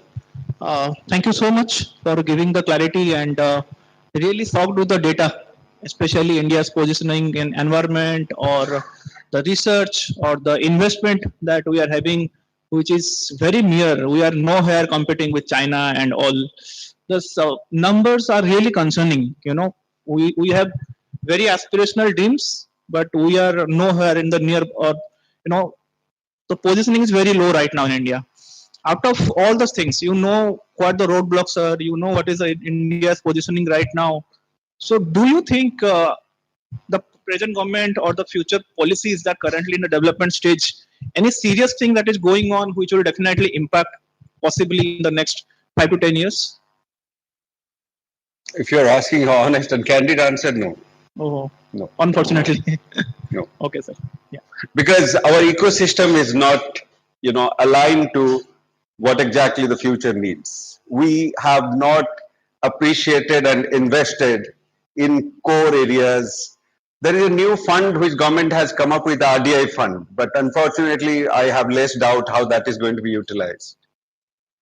Okay, the RDI fund talks about deep investment and research focus on, if you look at in India, like last year, the total number, like this institute, thesis papers that you write, okay. So China has come up with one policy now, there's a change in policy. Your thesis, PhD patents are not going to be accepted if the idea is not productized and monetized as a final business format. Now, look at if that happens, where the innovation going to stand with China and India comparison? Okay, so unfortunately, no. Sir, another thing is that with regards to The day it will happen when our stakeholders, whoever, politician or whoever, instead of comparing that what Congress has done before 2014, they will compare what Xi Jinping had done in 14 and what I am doing at today and where he is at today. So that comparison is going to bring us the visibility of the government's effort. another point, sir, with regards to China, like the clean energy transition pathways, all the essential raw materials needed, like for the solar or for the batteries and all, now the major monopoly lies with China. So that is one of the factors which we cannot change.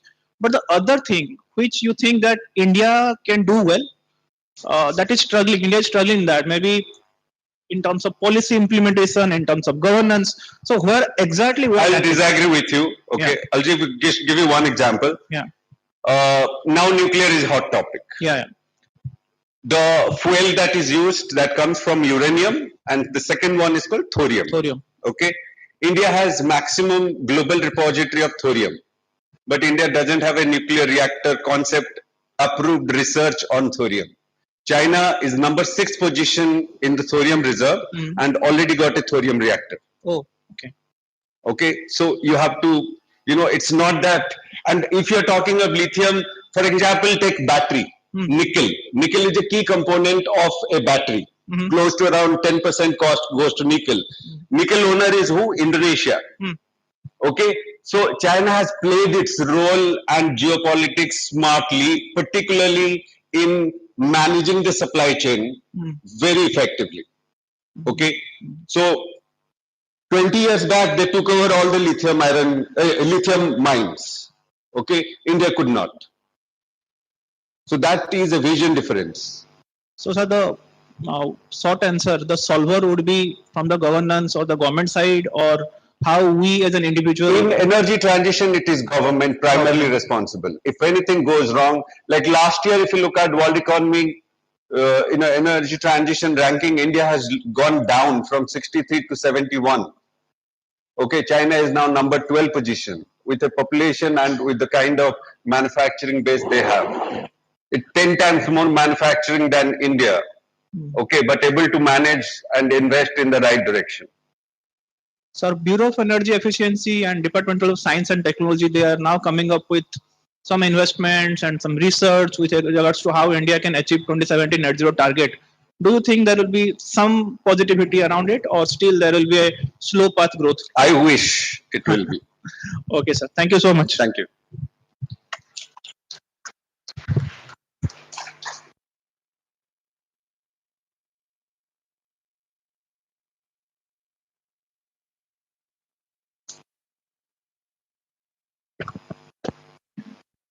Thank you, sir, for your insightful address and for enriching today's discussion with your perspective. I also have the honor of welcoming Mr. Dhirendra Panda, the Secretary and Director of the Center for Sustainable Use of Natural and Social Resources, who has joined us here today. I invite Professor Dr. Elizabeth Abba, Faculty, School of Sustainability, to present a token of our appreciation.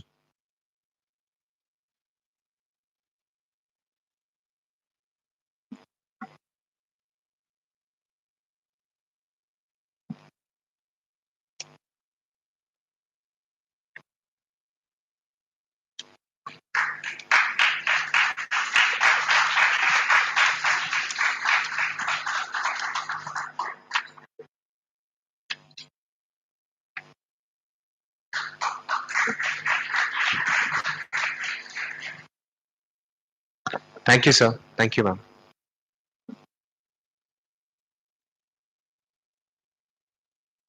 We now proceed to the student-led project presentations, which were taken up by the PhD scholars as well as the MBA and UG students of the School of Sustainability in light of the summit. The projects reflect the school's proactive engagement with applied research, institutional responsibility, and community-linked ecological work. Today's presentations reflect innovation, systems thinking, and institutional responsibility. I would now like to invite the members of the first project team, the Daya Nadi Ecosystem Sustainability Project. Please join me in welcoming Rohit Samal and Priyadashini to present their work.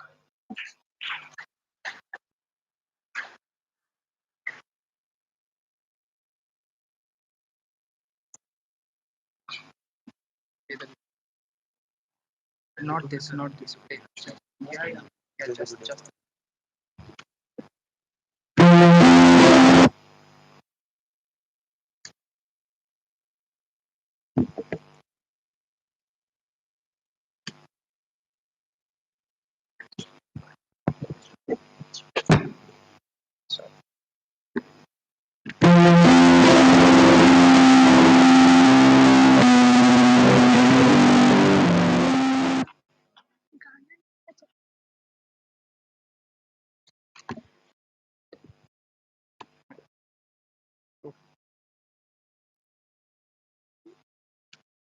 Good afternoon, everyone present over here.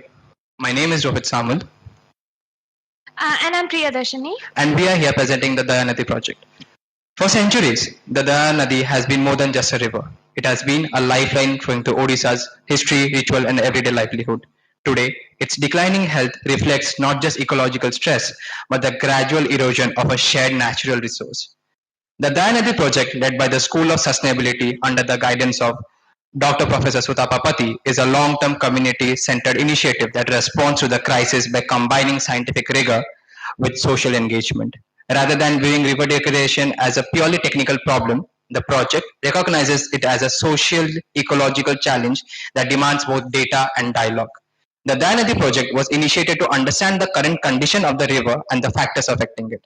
The study was conducted across Barimulla, Benamali, Nijikad Kurki, and Kakodia to assess how the river has changed over the time and why intervention is necessary. The objective was not only scientific assessment but also understanding the river's significance for the nearby communities and the urgency of restoration. Water samples were collected from all four locations and tested to assess the key water quality parameters. In parallel, community surveys captured people's dependence on the river and how its degradation has affected daily life and livelihoods, allowing us to build a holistic picture of the Nadi's condition. The findings were compiled into a structured report comparing current observations with historical data.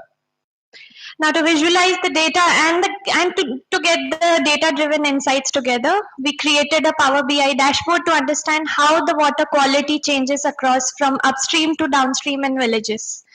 We also got an understanding of the trend lines of water quality and its parameters over time. Dependency of water across different villages were analyzed to understand the environmental and social impact. Our initiatives were first we introduced an eco-friendly boat alternative made from bamboo and banana stem to replace the traditional thermocol and plastic boats that communities used during the Odisha's regional festival Kartik Purnima. We also conducted school awareness program where we helped the students who are the roots of our future understand how the river is getting impacted and why is it important for all of us to come together and be a part of the solution. For the future prospect of this project, we are looking forward to plan and do a quarterly data water collection sample across seasons to capture more accurate trends and also collaborate with NGOs and government to aim strengthen the communities. To conclude, I would like to leave you with a thought saying Jivanti Nadi, Jivan Bhavishyati, which means a living river is a living future. And Daya Nadi is just the beginning. Thank you. Thank you.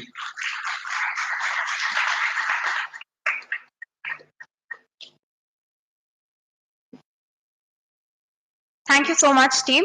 Next, I would like to call upon Nirmalya, upcycling of temple flower waste project. I request Ms. Mrinal Queen Bajpai and Ms. Shreya Naik to kindly come forward with their presentation.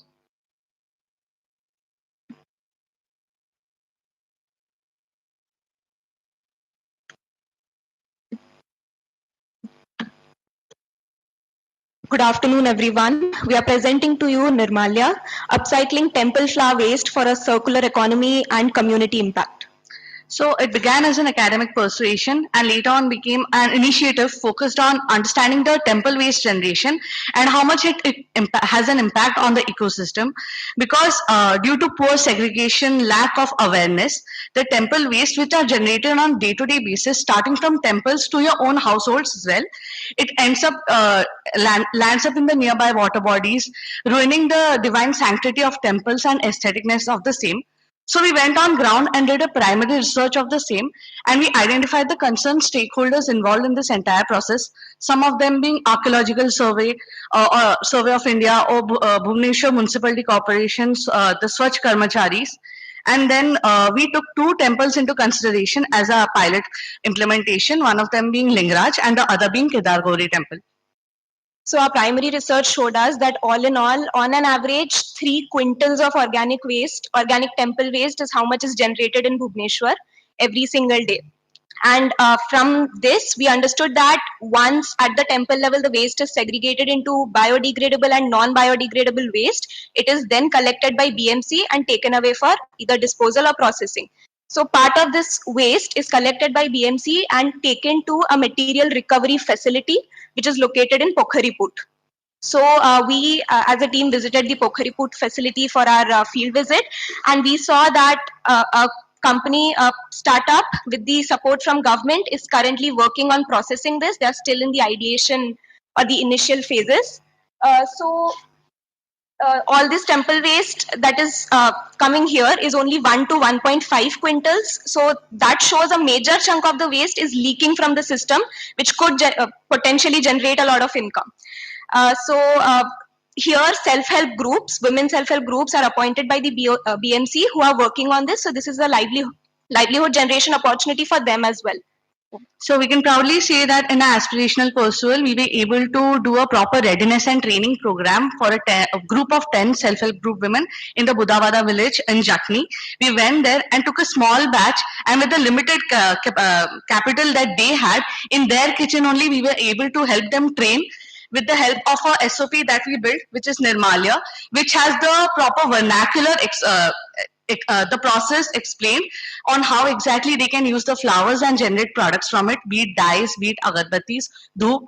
And here this exercise built technical confidence and enabled them to estimate the batch size and gaining confidence to enter the market. Lastly. So in the future, this can translate into a proper coalition and partnership between the stakeholders in form of MOUs being signed, capital investment support from external parties, be it private firms, and the awareness in terms of the visitors, because on the primary questionnaire interviewing of the visitors, we identified that 52% of them agree that the cleanliness of the temples is also a moral responsibility and obligation of the people who visit. So Nirmalya is sacred remnants of the devotional offering.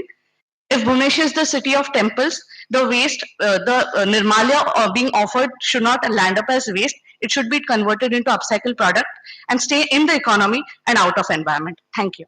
Thank you.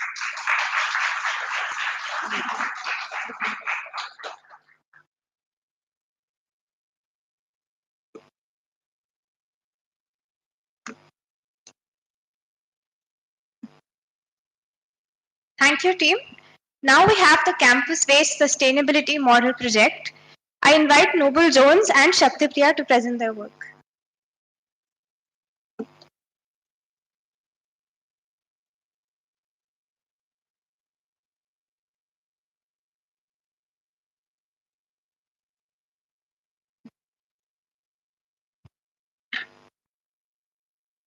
Good afternoon, everyone. I'm Shakti Priya. And I'm Noble Jones. We are presenting on the Campus Way Sustainability Project, where we collaborated with the UG secondary students and the PG secondary students. And we've bifurcated this project into three: integrated campus waste management, e-waste drive, and the solid waste management. To run me through the project, the study aimed to access the existing waste practices and identifying the system level gaps and designing a scalable and circular framework. The findings reveal key challenges, including lack of centralized waste governance, inadequate waste segregation facilities, and unmanaged organic and e-waste. So based on these insights, the proposed model focuses on source segregations to color-coded bins, decentralized composting of organic waste, organized recycling of dry waste, and formal e-waste processing. This is the e-waste certificate from the waste collection drive in collaboration with the NSS cell of Exam University and Jackstream Private Limited and partnership with EcoCart agencies as we presented to Father Registrar today in the morning. So every year, university campuses quietly generate large amounts of e-waste, old phones, unused chargers, broken electronics that often remain invisible, improperly stored, or informally discarded.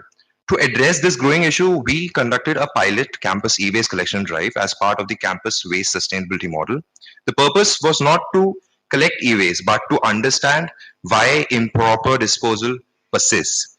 The drive was designed for maximum accessibility. Collection boxes were placed at high footfall locations across hostels, faculty residences, and administrative areas.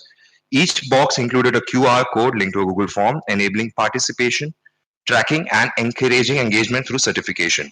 The response was encouraging. Mobile phones and power accessories emerged as the dominant waste stream, together accounting for nearly 45% of the total e waste collected. In conclusion, this drive reminded us that sustainability is not driven by awareness alone, but by systems that make the right choice the easiest choice. Moving on with the solid waste reduction, the primary data was collected through structured surveys with the vendors located around the campus. The survey captured information on plastic usage patterns, waste disposal practices, awareness of the government regulation, institutional sustainability initiatives, willingness of adopt alternatives, and perceived barriers to change. The findings indicate that plastic bags and food containers, straws that dominate usage, highlighting strong independence of single-use plastic packages were the main resources. To systematically determine location for additional segregated dustbins, we employed a geospatial analysis workflow using QGIS. The process began with georeferencing and mapping the existing dustbin locations to establish a baseline data set. Subsequently, the campus transportation and pedestrian circulation network was digitized to represent primary movement network and with high user interaction. Using the add line feature tool, these corridors were modeled as vector line layers. Random point generation were also used in these line features. These generated points were spatially overlaid with the existing dustbins that were present. So based on this overlay and proximity analysis, new dustbin locations were finalized to optimize the spatial coverage, minimize user walking distance, and enhance the efficiency of source level waste segregation across the campus. Thank you.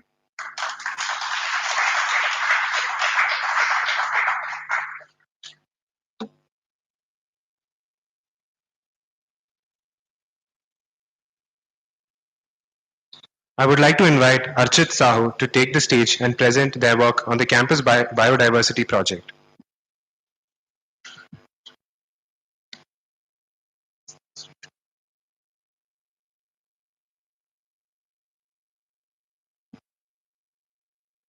The biodiversity assessment of the campus was conducted by undergraduate students from the School of Sustainability at Exam University as part of an academic and experiential learning exercise.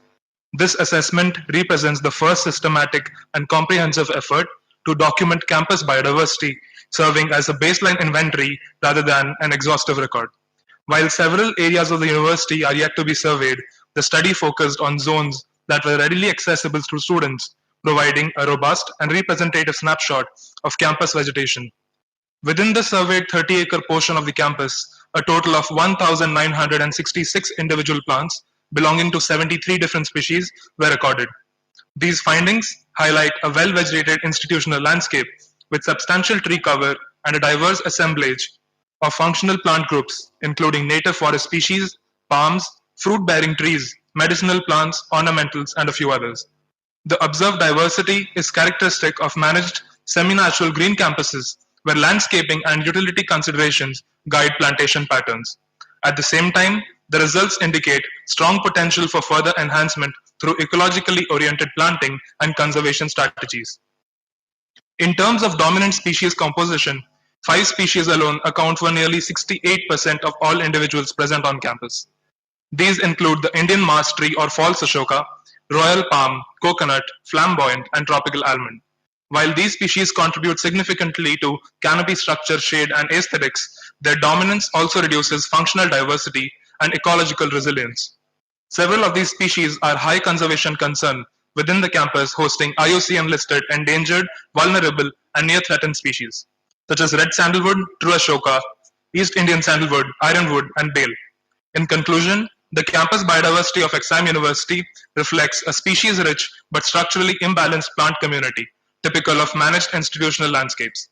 This report provides a strong scientific foundation for adaptive green campus planning, enabling the university to evolve from a landscape green space into a functionally resilient biodiversity refuge. Thank you.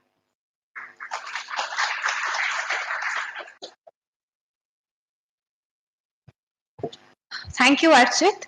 We now have the team presenting the XIM University Net Zero Vision. I would like to request Ms. Unaiza Abid and Ms. J. Mansa to please come forward.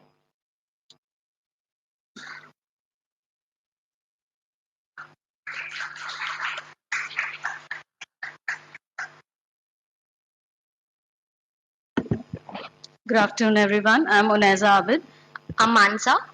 The exam Net Zero Vision has been drafted considering intent, measure, and incorporating resilience into the design for building operations and resource management. It integrates climate resilient design principles to ensure long term performance under changing environmental conditions. A comparative study of life cycle assessment and life cycle costing of building materials demonstrates low carbon viable options. This study further evaluates thermal comfort and building energy performance, highlighting strategies to reduce operational energy demand while enhancing occupant well-being. Institutional scale water and waste management systems are proposed to minimize resource consumption and close material loops. Finally, the report quantifies the CO2 reduction potential achievable through greening strategies, providing measurable pathways towards decarbonization. An extensive and detailed study of energy assessment and profiling was carried out for Exim University new campus. A baseline study was done for 2024 using operational data. The campus consumed 4.51 million kilowatt hour of electricity, with 81% coming from the grid, 18% from rooftop solar, and about 1% from diesel backup. By standard methodology emission factors applied, this translated to 2,700 tons of carbon dioxide equivalent. Existing solar avoided about 569 tons annually. This is treated as baseline. The analysis shows that the campus can reduce 620 tons of carbon dioxide each year, achieving a cumulative reduction of over 4,100 tons by 2030. This represents a 44% cut compared to 2024 baseline. In practical lens, this means reducing the grid dependence to below 50%, expanding rooftop solar to cover more than half of the campus demand. Thank you.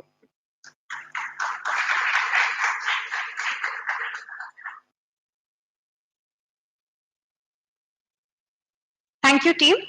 Next, we have the Sthira initiative, Sustainable Food System Project in collaboration with Foodwise organization. I would like to call upon Niharika Judish to present her work.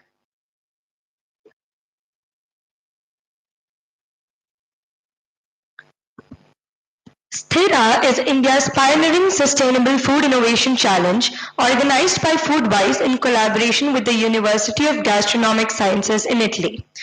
It is designed to engage university students across India to develop innovative, practical, and sustainable solutions that address critical issues in food system like food waste, indigenous ingredients, local food systems, urban food futures, and creative food practices.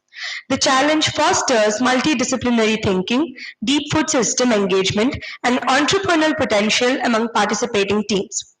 The competition included idea submission, mentoring and learning sessions with sustainability specialists, and the final teams were invited to Bangalore for in-person finale, where they showcased prototypes and solutions to a mixed panel of industry, academic, and sustainability experts. The finalist projects from XIM University include Team BioTorch, represented by Archit Sahu, Tushashri Koppala and Sanvi Ranjan, third year BSc Sustainable Development students, who represented a bamboo-based battery-free lighting device that generates electricity from kitchen waste using microbial fuel cells while converting residual waste into compost. The other team is Team Prakriti, represented by Niharika Jurish, Alyona Nayak and Sneha Mohapatra, also third year BSc Sustainable Development students, who showcased an innovative approach to reduce plastic bottle consumption by engineering traditional knowledge for modern use. They created biodegradable water bottles using dehydrated bottle guard skin, encouraging the use of aesthetic water bottles that are not only non-toxic but also environmentally sound and economically feasible. XIM University School of Sustainability has collaborated with Foodwise as research partners to co-develop research-driven insights, mentor student innovation, and support prototypes that address real food system challenges. This collaboration strengthens academic research with practical impact in food sustainability. Thank you.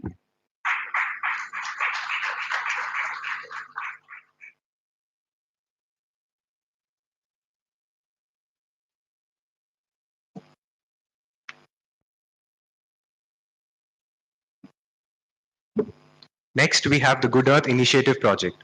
I request Archit Sahu to kindly present their work.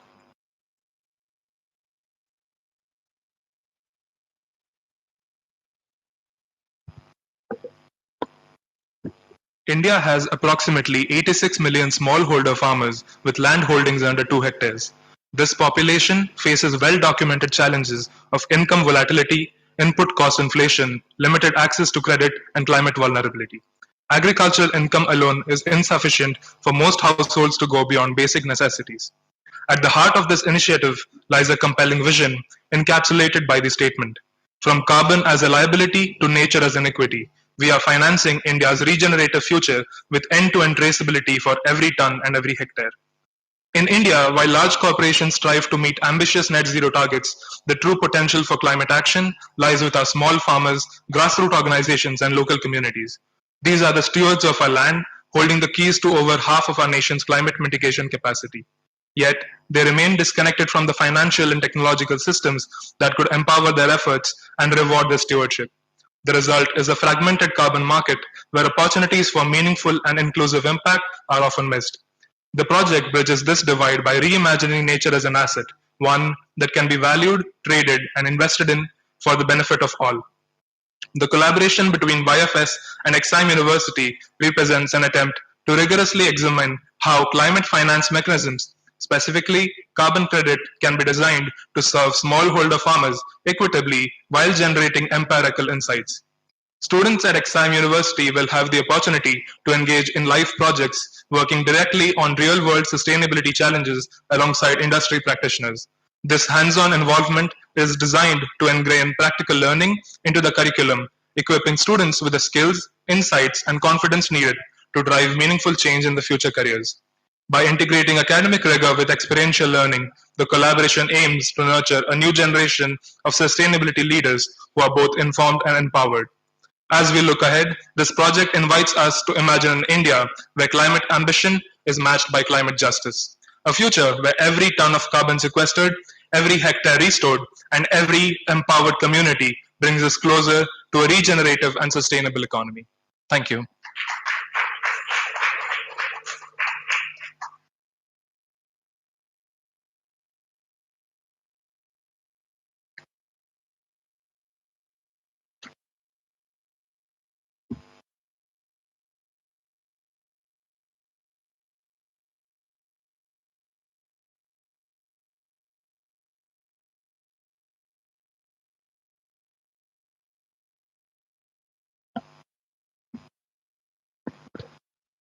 We now present a tribute to Dr. Madhav Gadgil, Indigenous Ecological Knowledge Project, showcased through a website display that honors his legacy of ecological wisdom, people-centric conversation, and a scientific integrity. I invite Shivam, S. Balaji, and Chirag Deep to kindly walk us through the display.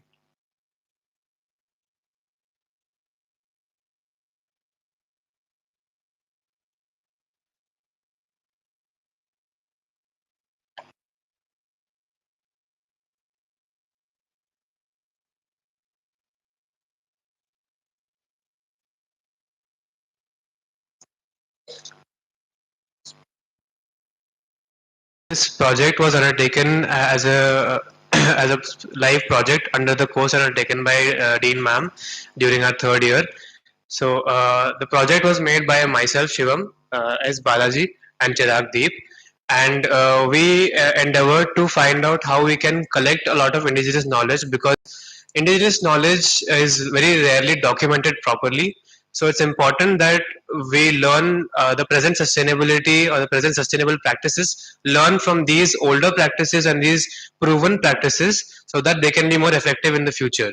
So to facilitate this process, we wanted to collect information from all over India and figure out how to collate that. So the website is essentially a knowledge hub where people can contribute different research papers, articles, or other documents showcasing indigenous practices that contribute to sustainability in a positive manner. So through this initiative had been done prior to the untimely death of Dr. Madhav Gadkil, but through this initiative we got to know a lot about his work and about how he used to document traditional ecological knowledge. So we wanted to dedicate this website, this knowledge hub, to him, and this is our little part in carrying his legacy forward. Thank you.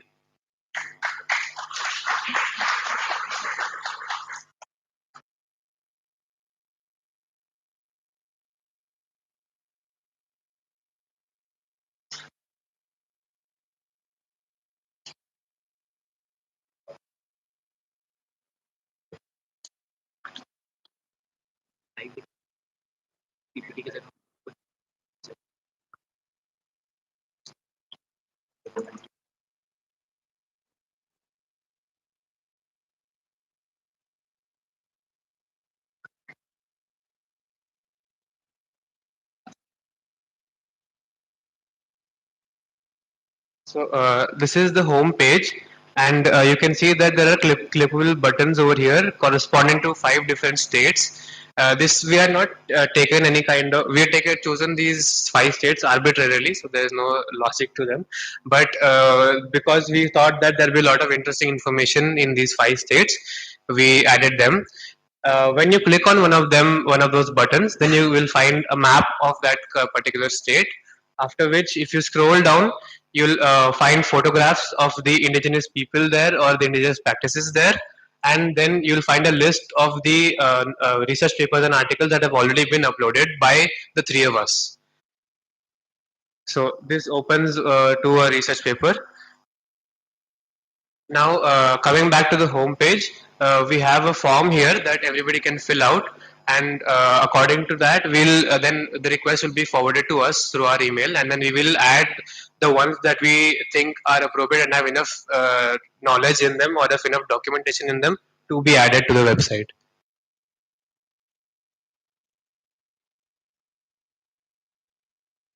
And this is a section of the website that we've dedicated to Dr. Malav Gadgil. That's it. Thank you.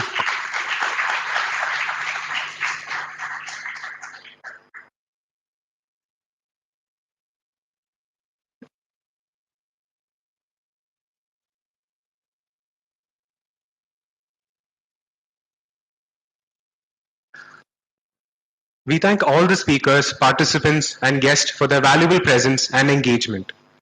We now request everyone to kindly proceed for lunch and reassemble for the next session as scheduled here at the mini auditorium at 2:30 p.m. Thank you, everyone.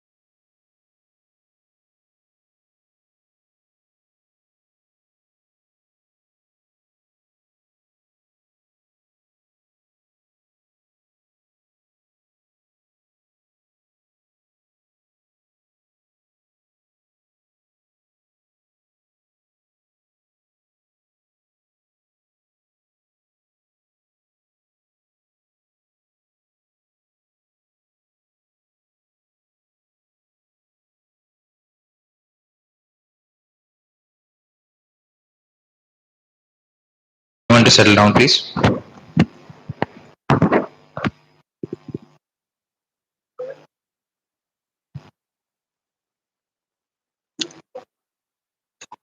Good afternoon, ladies and gentlemen, distinguished guests, esteemed experts, faculty members, and students. Hope all of you had a good lunch.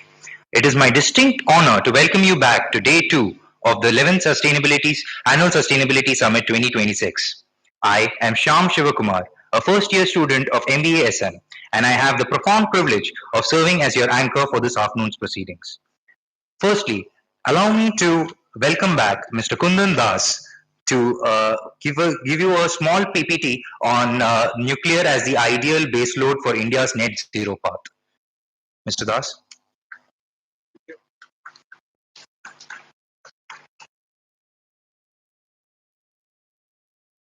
This is the PPT presentation mode or?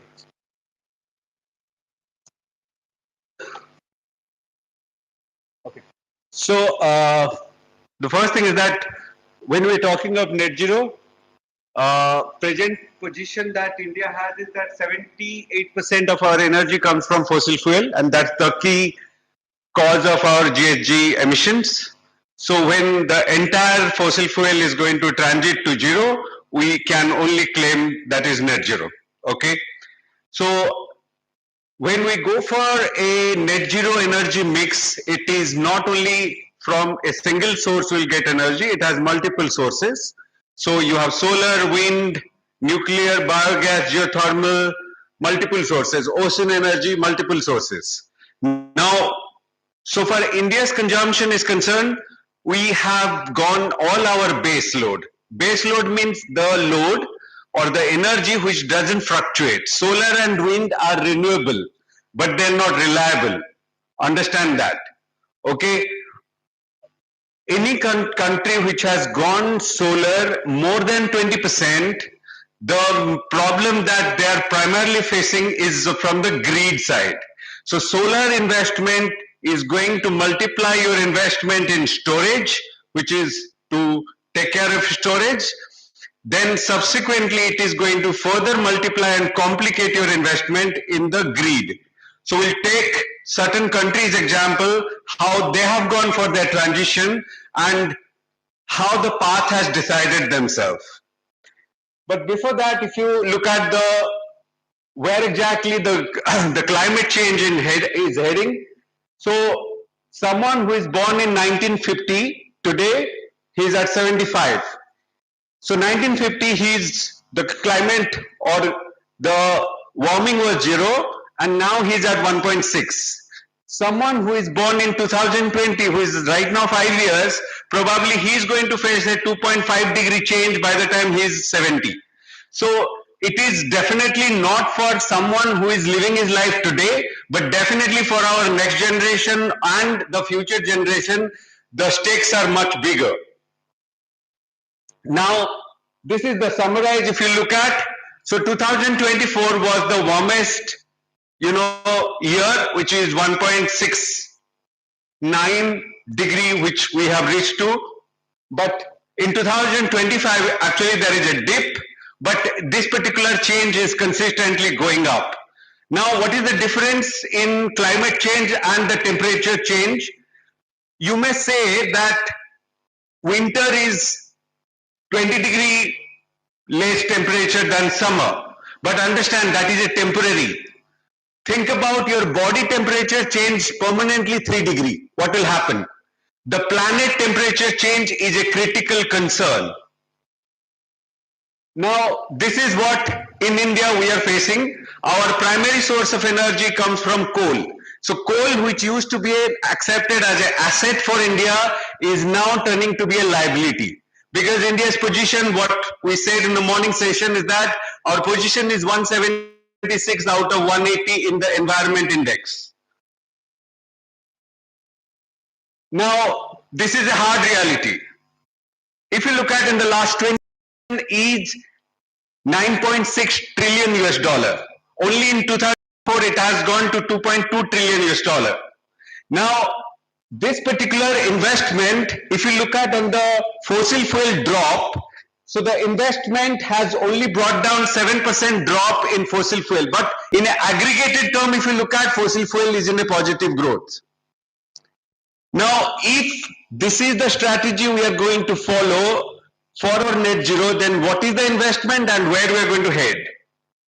Look at when solar, so our primary renewable energy is solar. All of you know solar and wind. Now, when solar investment happens, the issue that goes is that morning 7 o'clock to 8 o'clock, there is a spike. Evening 5 o'clock to 6 o'clock, there is a drop. Now, all of you need to understand the entire grid. Like a telecom network, the grid is a network that operates in a frequency called as 50 hertz frequency. All the entire transformer, rectifier, each and every component. So when the demand supply changes, that grid goes for a collapse. The recent case, if you will analyze Spain and Portugal, they have gone for 2-day blackout because solar reached at morning 11 o'clock, 55% of energy came from solar, and that costed the entire grid to go collapse for 2 days. So when the grid gets collapsed, you cannot switch on immediately. It will definitely, minimum, it will take more than 1 day because you need new source to switch it on. Okay, and that is only possible if you have strong hydro presence, because that will possible to give you energy. Now, India's position now is 78% is coming from fossil. So the critical industry that India government has looked forward is that opening of nuclear. Now, why? Because nuclear is a replacement of coal energy. That's a base load, 24/7. The reactors that India has in the last 65 years, we have invested 22 reactors. The total capacity is 7.8 to 8 gigawatt. India's target now is making 100 gigawatt in 2024, which is next 22 years. The average reactor, the today's reactor that we have, they are factory reactors. That means I have to make a plant. That's a reactor. So all the Indian reactors that we have till date, they are built up reactor. You build the reactor. Okay. So when you build the reactor, there is a lot of cost and project management that is associated. You will surprised to know that a reactor cost 50% goes to pure civil works, civil and construction work. The reactor cost component is around 30%. The remaining 20% is more to do with planning and engineering cost. And if the reactor deployment time varies, your cost zooms. In the last 30 years, US has made only 2 reactors. The single reactor that US is making is at a cost point of per watt around $15. In Europe, the leading energy for nuclear reactor country is France, where 70% energy is from nuclear. Their cost is around $11 per watt. China is standing right now at $1.8. The 1 gigawatt factory or 1 gigawatt reactor, China is taking 5 years. Now we are opening our segment or our nuclear, to privatization at a junction where we need energy, particularly base energy. The new change that we are going to see in the reactor, that is going to be the small reactor. So in the past, we have seen factory reactor like manufacturing big plants. But now reactors are designed as product. That's called modular reactor. So they are called SMR, small modular reactor, micro modular reactor. Micro modular reactor is in the form factor of a diesel generator.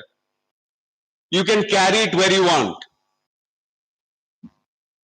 So if we are looking for a transition, okay, the key industries which need to get decarbonized, that is grid, heavy industry, steel, cement, aluminium, then AI data center. All AI data center, if it is 1 gigawatt, it needs minimum 4 to 5 reactors. The other products of a reactor is green hydrogen, because for understand, hydrogen is not energy as a primary energy, it's a secondary energy. To make hydrogen, you need energy. If your energy which is making hydrogen is from coal, then it cannot be called as green hydrogen. The third component that the product of nuclear reactor is water, sanitation, seawater. So these are again the key component is that today the grid can be managed if you bring the demand, the supply closer to the demand. So you may see in India in the next 20-25 years, today we have 22 reactors, we can easily expect more than 600 to 800 reactors coming in India if we have to achieve 100 gigawatt. I'll be quick. So these are the two countries, you just take example, Germany and France. Germany has switched off all its reactor. They have invested 500 billion in solar and wind. What is the per unit cost of carbon that Germany is having and what is France is having? And against that, India and China are positioned. So this is the data center. This is the geopolitics. So India's nuclear policy is going to be centered around our relationship with foreign countries because a reactor's operation duration lifelong is or lifespan is around 90 years. 60-year minimum, then with changes, maintenance, you can extend to 90 years. So from whichever country we go for taking our reactor, we have to have a geopolitical stability for that one. So number one is Russia, number two is France, number three is US, and possibly UK, because UK's number one reactor, that is Rolls-Royce. So the roadmap for nuclear-based net zero is that we start with our macro reactor, which we have presently. Then we go for the second generation hybrid reactor, which is a combination of fission and fusion reactor. So fusion is the next big thing that is going to happen. And of course, the first fusion reactor, which Google is going to have in 2028.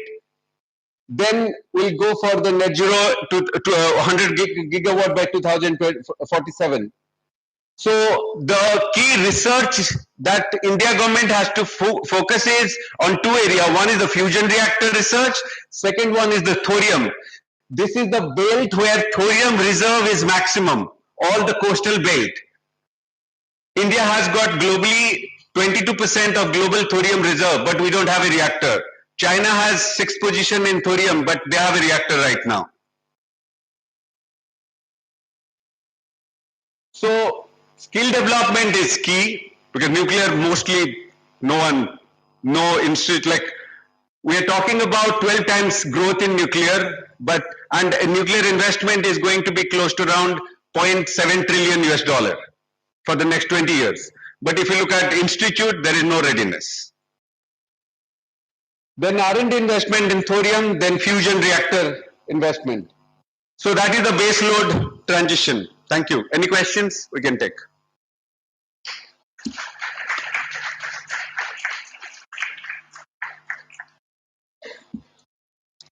Thank you, sir, for making us understand the path to a nuclear first economy and the road to 100 gigawatts. Without further delay, allow me to invite our experts to take the stage for the first expert interaction session. Our afternoon program features two distinguished expert sessions. First off, allow me to welcome back Mr. Digvijay Singh Bhisht, Founder Director at the Council for Sustainability, Development, Environment and Livelihood.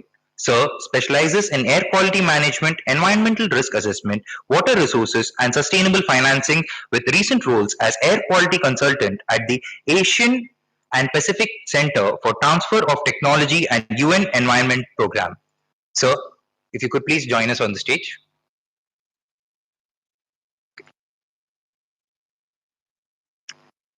Okay, sir will be joining us soon. So, in the meantime, I invite Professor Dr. Aradhana Basu to felicitate our esteemed experts with a token of our appreciation as they join us on the stage.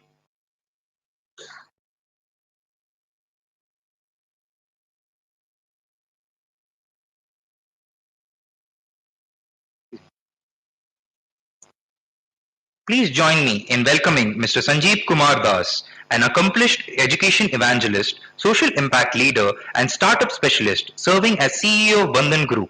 With over 24 years of experience in institution building, vocational training, and partnerships across NIIT, Pearson Educomp, and George Telegraph Group, he focuses on empowering underserved communities through technology-embedded learning and livelihood programs. Sir?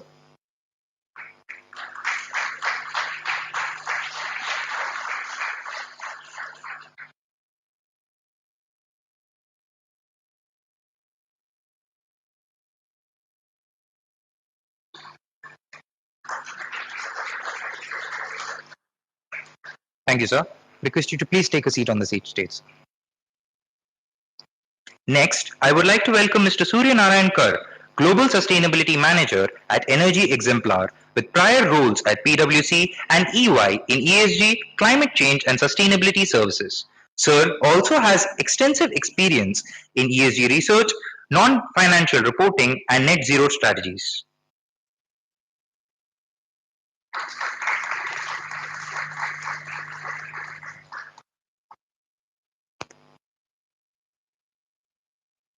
Request you to please have a seat, sir. Thank you, ma'am.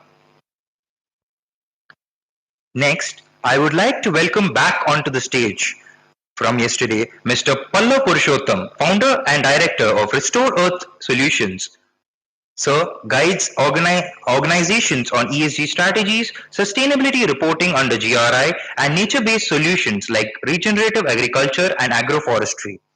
With prior experience as an independent consultant, designing project design documents, MRV systems, GHG assessments, and sustainable corporate gifting via SAI Ventures.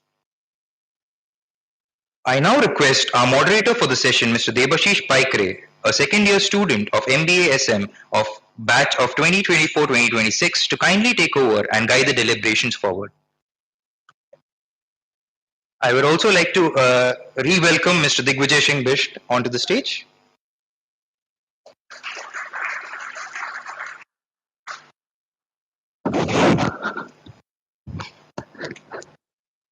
Good afternoon, everyone. Thank you to our esteemed experts for joining in today's expert interaction session with the students and all the stakeholders. The theme of this expert session 1 is responsible and circular business. 21st century has truly marked an era of beginning where we are moving from the traditional take, make, waste approach to more circular business approaches, and there are key stakeholders involved. One is the government, industries, and communities at the heart. So, with that notion, circular economy plays a very crucial role in driving this change. So, when you see the three key pillars or principles of circular economy, one is eliminating waste and pollution, keeping materials in loop at their highest value, and regenerating nature. And to support all the three key principles, we have one key principle that add-ons to this value, and one is regenerative finance. So on this interaction and introductory note, may I invite all the expert members to just share their views, initial thoughts on circular and responsible business.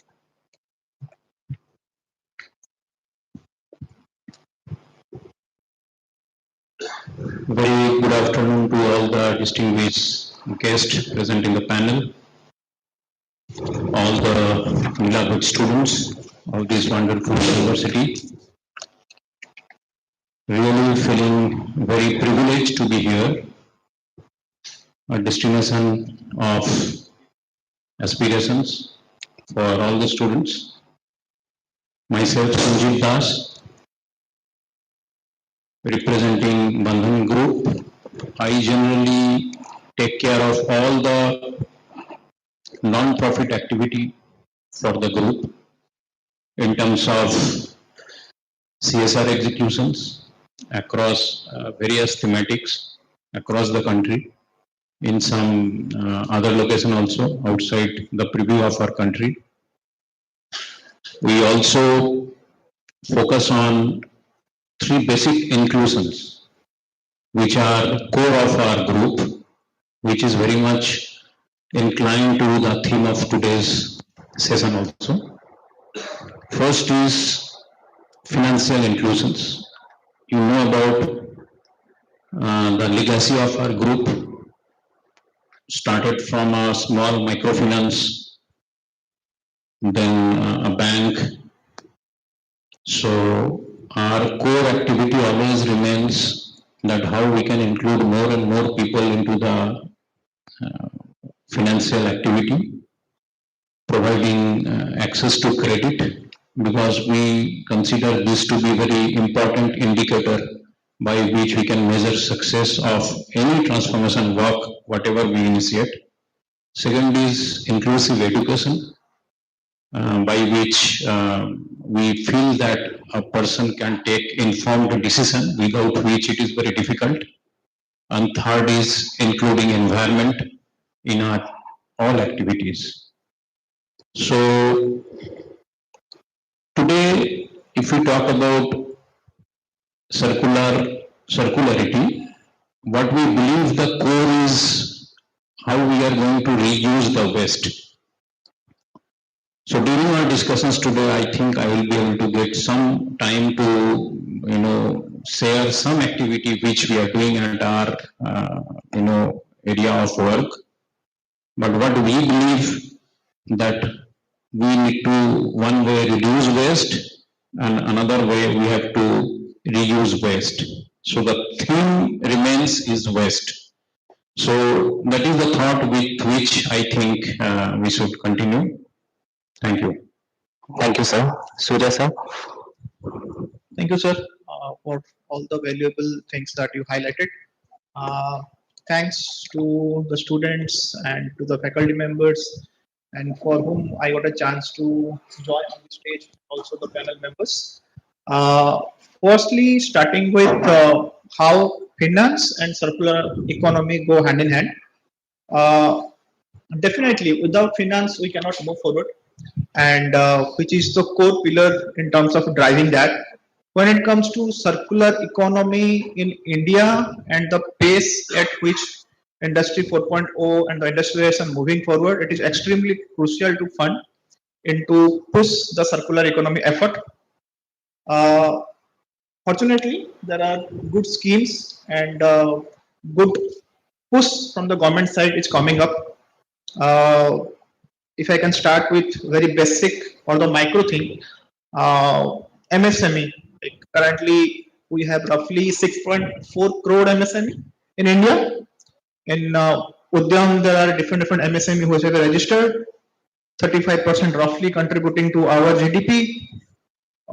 Mostly, they are the key pillar when it comes to achieving circular economy or SDG 12 in India.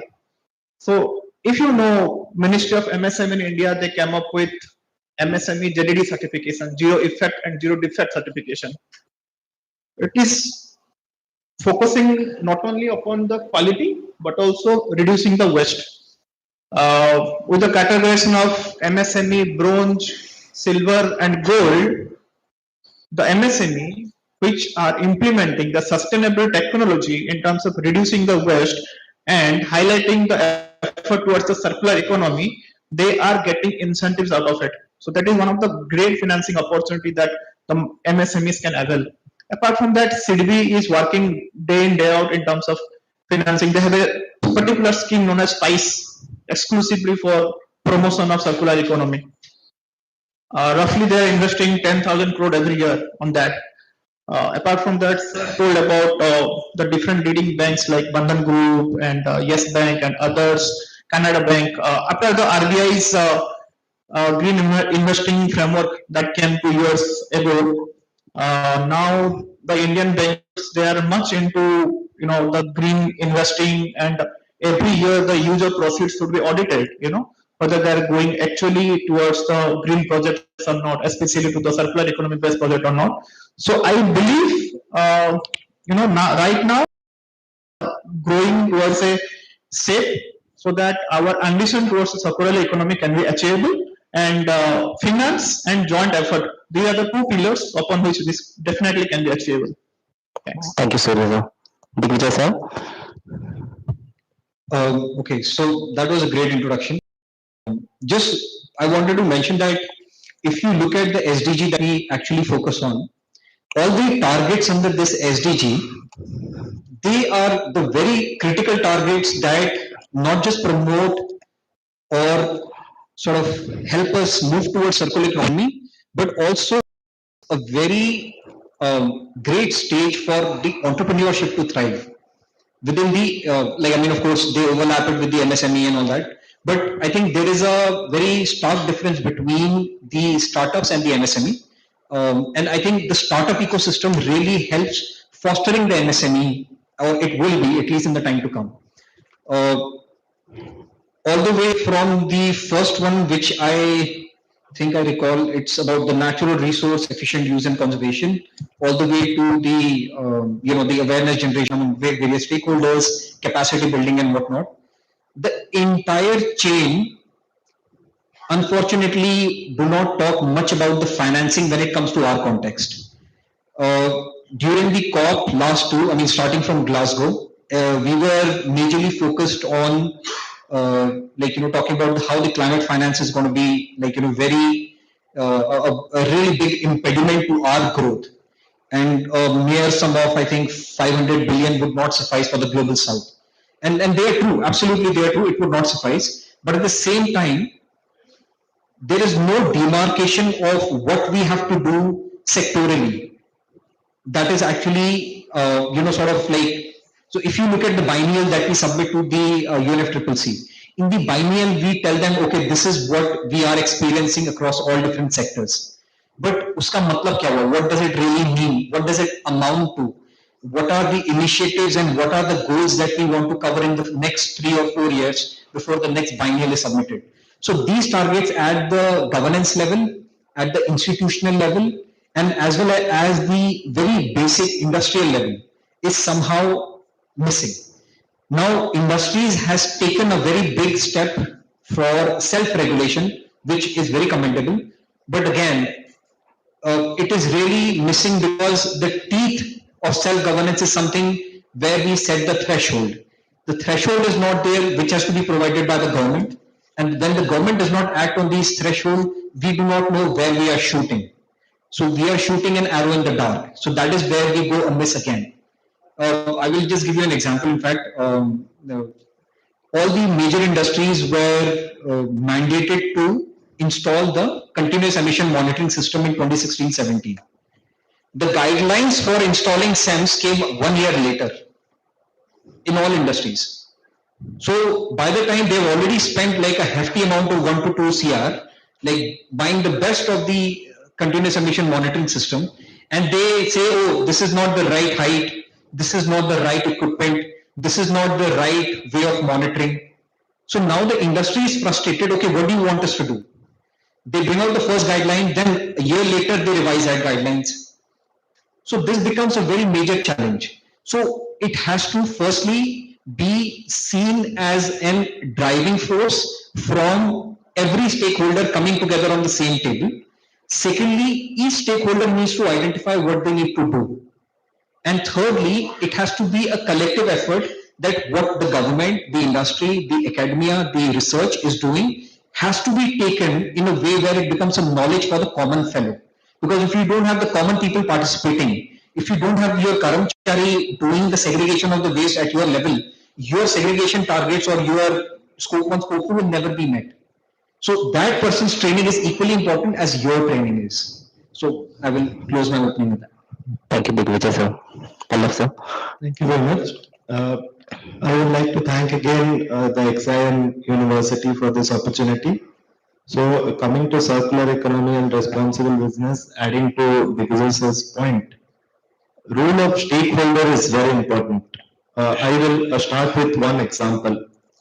For example, as a sustainability manager, you are designing some sustainable intervention for some company working with farmers. We have to think how a farmer will think from that point of view. I will give you a kind of example from West Bengal, one field I was there for one audit for carbon.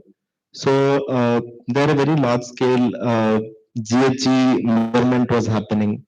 So when I interacted with farmer, I asked him, what is the result you are getting? I was very surprised by his answer. He said, sir, ये लोग आके मेरे जमीन से gas निकाल ले रहे. So basically for GHG measurement, chambers were installed in field and sampling was happening in periodic around 7 days or once a week. So farmer was not briefed properly.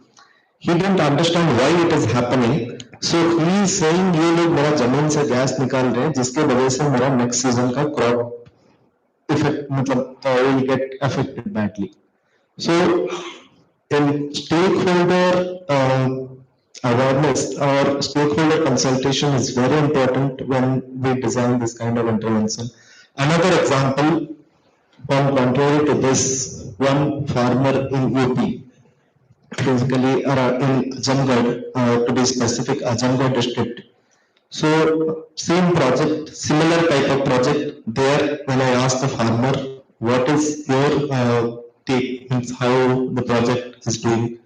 So that farmer said, sir, here for us majorly we face labor issue. Labor is very difficult to get. Like labor from generally in UP, labor the rice for transplanting and all those labors come from Bihar and some part of West Bengal, and nowadays getting labor is very difficult. So this project is helping me in mechanization, which is solving my labor issue. So, but you see, farmer first will not understand, or if we consider farmer as a primary stakeholder for designing agriculture related project, farmer will not first understand what is GHG and why it is important. We have to make them understand in their language what are the challenges they are facing and how are we solving it. And when we are going as a sustainability managers to farmers field and telling about global warming and all those, farmers do not relate. We can give them example of erratic rainfall or certain things what they will understand. So in my opinion, stakeholders play a very significant role in sustenance or like long-term success of these interventions. Thank you so much to all the expert members who have shared their views and given a very good introductory note as to how things will unfold in the next questions. So, considering 2023, United Nations Environmental Programme Financial Inclusion have given a number where 86% of their signatories have identified climate change mitigation as a top portfolio impact, out of which 87 have set climate mitigation targets. Now, there are few players that are very important when you consider climate change and mitigation targets, and bank is one of them. So my question to Sanjeev sir is, when it comes to bank, how does a bank identify key sectors or players and does their financial flow towards circular economy projects or any financial flow directing to sustainability projects? To decide on the financial flow towards the enterprises, there are very critical standardizations which we look forward. Definitely, waste to input is one of the major criteria. We generally try to see that detailed project report is really having that pathway or not. After which, ultimately it is going to be a business, whether it is a linear or it is a circular. Even if it is a circular business, but business has to sustain. So the business model and the sustenance plan is very critical for a bank to finance a project. So we generally look forward for a very robust business plan and how the product line or the services, what is going to be offered to the end user, how sustainable and recyclable. So this loop is very important aspect for us. Next, we look forward for the all compliances, regulatory compliances, because those are also very critical, because from the government's perspective, ESG perspective, those parameters need to be attained. So that is what basically we look forward when we go ahead for funding circular projects from our end. think that makes up the answer as to how bank approaches or sees different stakeholders and different players who are in the industrial and manufacturing sector as to how they can lend or direct their financial flows to circular economy projects. Giving it a very different but unique direction. So we have a concept called resource sharing networks in circular economy. So where key players interchange or exchange materials so that nothing goes to waste, and that is the real concept of circular economy. So my question to Surya sir is, how do you see the role of resource sharing networks, especially in the renewable energy sector? Because India, being one of the pioneers who have given the leading the international solar alliance, they have given one sun, world one grid, by setting that example that the sun never sets, and they're along with few international players, they're making a transnational grid so that energy security is in place.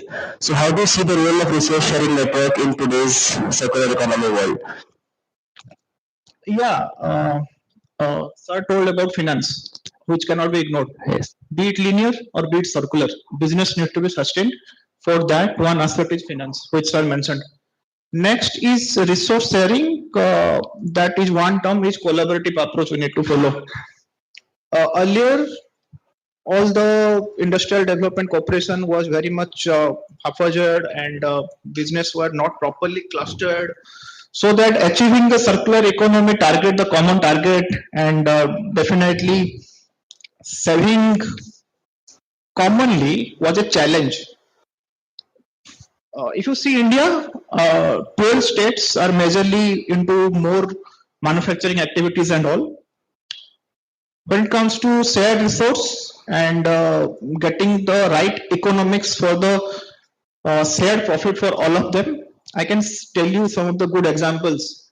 Gujarat, if you know, Ankleshwar Chemical Division, Dahej Chemical Division, Sri City in Andhra Pradesh, Visakhapatnam cluster.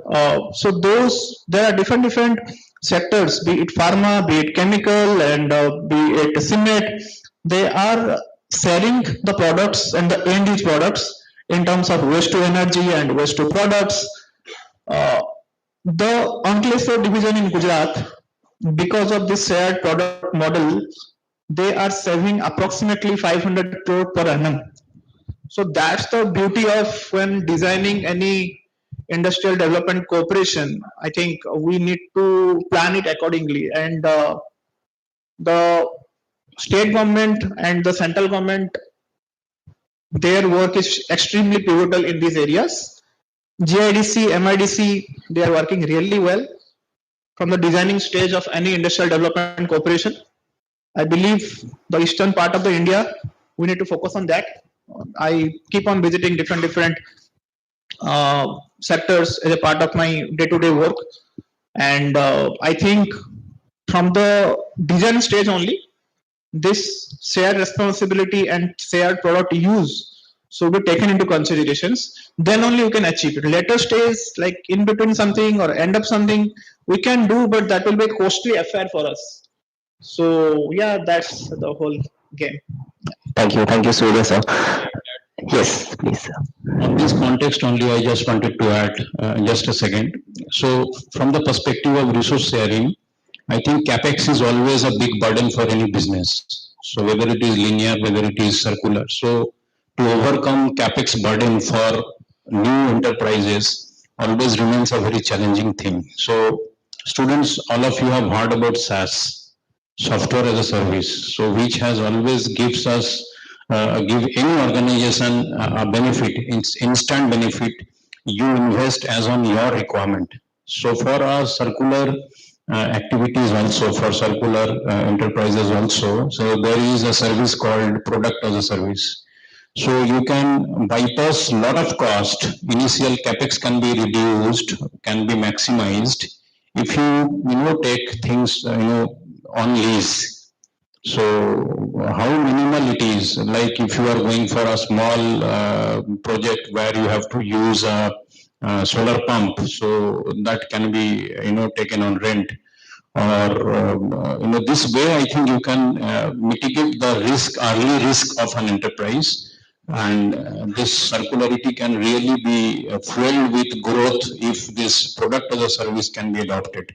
in the practices? Thank you. I think that sums up really well the question that resource sharing network has only one meaning, and that is keeping the materials in loops and not putting more burden on extracting more and more raw materials that are critical in nature. Giving it a very funny and a little pivot, my question to Digvijay sir would be, before that like to give you some facts. So the global e-waste monitor says that we are on a track to give or waste in terms of e-waste 82 million tons by 2030. On an average, an office worker carries 3 gadgets. On average, it adds up to 4.1 kilogram of tech that he carries along with him. And this trend is gonna rise because all of them are really tech savvy. So how do we really go about managing e-waste, which is one of the primary concern of today's generation, and also the forthcoming generation, considering there will be more and more technological advancement? Okay. So e-waste became like a major waste stream, through various declaration at the UN level, and then it came to India. So when they realized that nobody is taking care of the e-waste, and one of the major e-waste cluster was basically in Muradabad.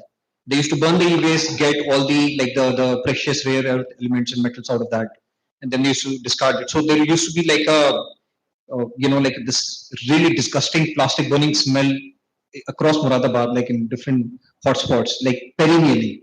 Now, after that thing sort of shut down, it moved to Meerut, and it moved to Ghaziabad, and it moved to Noida. So now, because there are so many other sources, it sort of get sort of mixed in that, and it get really covered up. However, one of the really good things to happen towards e-waste, like I would say policy-wise, was the extended producer responsibility. Okay, that really mandated the different companies from where the e-waste is being generated to collect their e-waste. अब मैंने वो e-waste collect करना है. How do I know who is using my gadgets, and how do I track every single sale that I've made and ensure that it comes back to me at the end of the life? Okay, so I'll talk from different stakeholder perspective. So it is very difficult to track. However, you have certain code numbers or identification numbers given to each of the gadgets. So you have a certain registration associated with it. So mota moti, the company can say that a lot of people in this area, they use my gadgets. However, I don't have penetration here. Maybe I can open a store here. That is how the planning goes for them. From the regulatory point of view, unfortunately, EPR has become more like a danda rather than something to ensure compliance. So ensure compliance ke liye, you have to support them because you just implemented that. What they usually want to, or they are planning to do, or they tend to do, is that, oh, you haven't done it, now there will be a penalty. In some cases, of course not all cases, in some cases they say, okay, there has to be some under table payment, then the penalty will go, or I will extend the time limit. So it is in the hand of the regulators. Unfortunately, that is where, like one of the lacunas from the regulatory perspective is happening. The biggest lacuna is from our side. How many of you, if I were to genuinely ask, is willing to invest in a refurbished phone? Can I have show of hands from the audience side? Refurbished phone. That is a good number. Earlier, when I used to ask this question, there used to be barely one or two. I have an iPhone, it is a refurbished phone, and I have it for 6 years. Somebody broke the screen, they gave it back to Apple, got an iPhone 12. I got this 11 for 30,000. That time it was 60,000 after discount from HDFC, EMI, or whatever you have that instant discount. It is going on still. There is no difference between it. It is just that they have replaced the screen, everything else is the same. If you feel that the other person's bacteria is with, on you, you can easily sanitize and take it off. Right? So the worst part is basically on the consumers. We encourage the behavior that corporates actually exhibit. So we are responsible. So we are the parents who tell them what we are, that we are linearly consuming, and because we are such, they are such. So if we change, they change. How many of you have an Apple laptop? Please raise your hand. I have an Apple laptop since 2011. After Leopard OS, it has not been updated. And it is still sitting wonderfully. But I cannot use any of the systems in that because it will not have an upgrade. I took it to the Apple store, told them, you take half the amount of whatever you're selling your MacBook at, upgrade it for me. Because I don't want to invest in a new equipment. One friend of mine, she came from the US, she said, oh, this is an old laptop. She left her Apple laptop with me, so now I have two sitting with me. So you understand the consumer behavior is so erratic that everything around e-waste is like, what is going on? Thank you so much for engaging with our students, also for that comprehensive answer. Now look it from a different lens. So my question to Pallav sir would be, how do you see the emerging role of carbon markets in the field of circular economy? Just to give a brief, so Indian Energy Conservation Act came in 2001. Recently, India made amendments. So Indian Energy Amendment Conservation Act came in 2022, where carbon credit trading scheme was introduced. So, do you see the evolution of carbon credit trading scheme? Along with it, how do you see carbon market shaping its way into circular economy projects? So, what would be your take on that? CCTS, yes, but definitely carbon market have very good scope in India. When we talk of carbon market, I will speak more on nature-based solution side because we do extensive work in that line. So we are one of the largest agriculture dependent economy.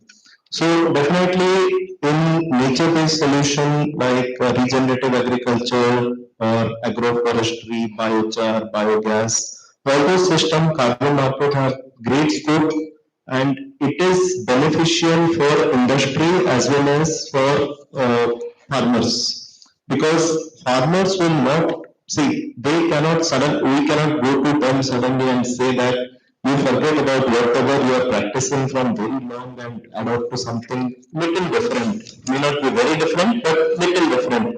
For that, continuous handholding is required and we have to incentivize the farmer for that, which definitely requires investment. And when we see it from perspective of corporates, if they are going for some other carbon, like tech related carbon offset, definitely it is costing them higher. Here in nature-based solution, here it will cost them lesser than the tech like CDR or something, but it will have higher SDG impact, higher social impact on ground. So it is win-win for both our farmers and corporates. Thank you. Thank you, sir. Looking from a very key stakeholder perspective, that is consumer, and how consumer behavior shapes this field, which is particularly the circular economy. So, with the advent of more technologies getting implemented and getting inserted in our life, so consumers play a key role in circular economy loop. So, how does consumer behavior actually shape or enable circular economy implementation when we talk about Indian geographical location? So I would like to have opinions of all the expert members as to the role of consumer behavior in circular economy. Very interesting question, and we have already got the views of experts that the consumer plays a very critical role in this transformation from linear to circular. In the last interaction only we heard that Digvijay sir was saying that how difficult it is after some point of time upgrading laptops, Apple laptops, and you do not have any alternative rather than disposing it for whichever reason you know. So the threat which this circular organization, this economy is posing towards the linear organization, that needs to be mitigated, that needs to be overcome.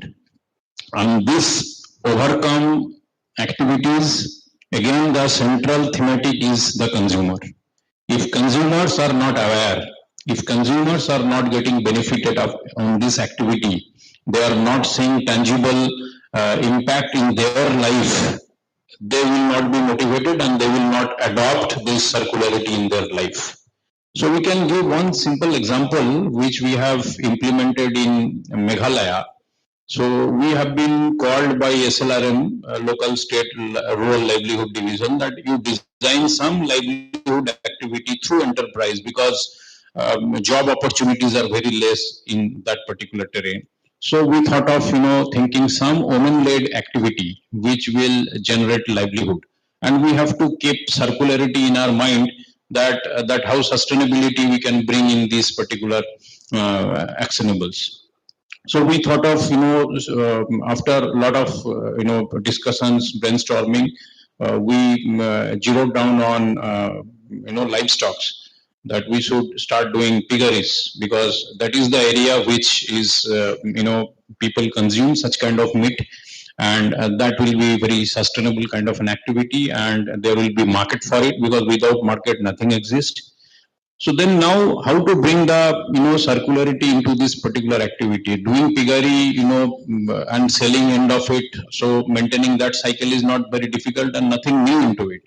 So first we have done the intervention, we have done the entire feed comes from the waste. So that is the first activations we have done. So household waste, then agri waste. So and waste to protein. So that is important intervention we have done, because you know that to do such kind of livestock activity, especially for piggery, you need to provide a lot of protein to that particular animal.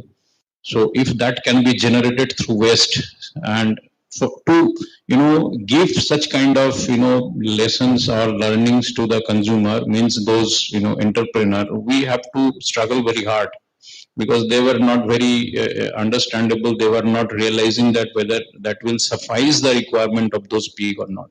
But once we have proved it after in the first cycle of production, so they have realized that really they are contributing towards the environment, and they are also not doing anything less than what is required to maintain those pigs. So after that, the manure or the fertilization, whatever we have done, that has also, we have done the same project, same piggery project we have done, and that has also helped the agriculture practices of that particular region. And once this consumer, this entrepreneur, they have realized the impact of this practice, that how they are helping the environment and how they are generating their livelihood. So they have realized, I think that practice will remain. Whenever we will withdraw our intervention from that community, they will continue to do it, because that business has become viable and they have started earning to it. So that is my submission, that so lot of learning, lot of training, lot of handholding needs to be done with the consumers. And unless until they are seeing it through their own practices, they are realizing from their own life, it is very difficult to implement circularity in the society. That is what I thought of saying. Sorry, sir. Thank you, sir. With regards to consumer behavior and the relationship between circular economy, so there are two aspects where I can see. One is B2B space and B2C space. B2B audience and the consumers, they are quite informed about it, and as a part of their ESG sustainability commitments and targets and all the strategic lever that they are pulling out for ESG sustainability, they are making very high conscious decisions in terms of making a circular economy based decisions when it comes to buying or the consumer behavior, you can say. B2C segment, I believe it's not about getting or paying for the circular economy, but there is a huge gap with regards to the awareness. Just like Sir told about the, his experience about using the iPhone.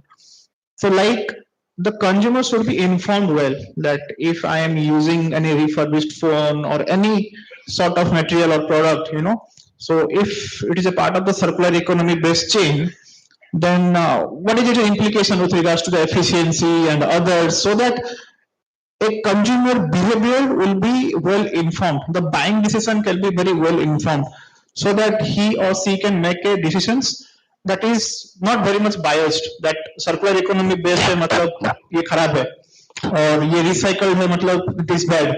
So that kind of thing should be avoided, and there is a lot many awareness things that needs to be developed in the B2C space. Yeah. Thank you, sir. Give me also one key take-home message for the young audience or the champions of sustainability. Actually, because I didn't want to talk about customers and consumers, वो दूसरे लोग हैं उनको अलग बताऊंगा. What you guys can do is, see, I'll give you another example. मैं जब as part of my work under the G20, we were working on different themes. So G20 had different themes it had across the board.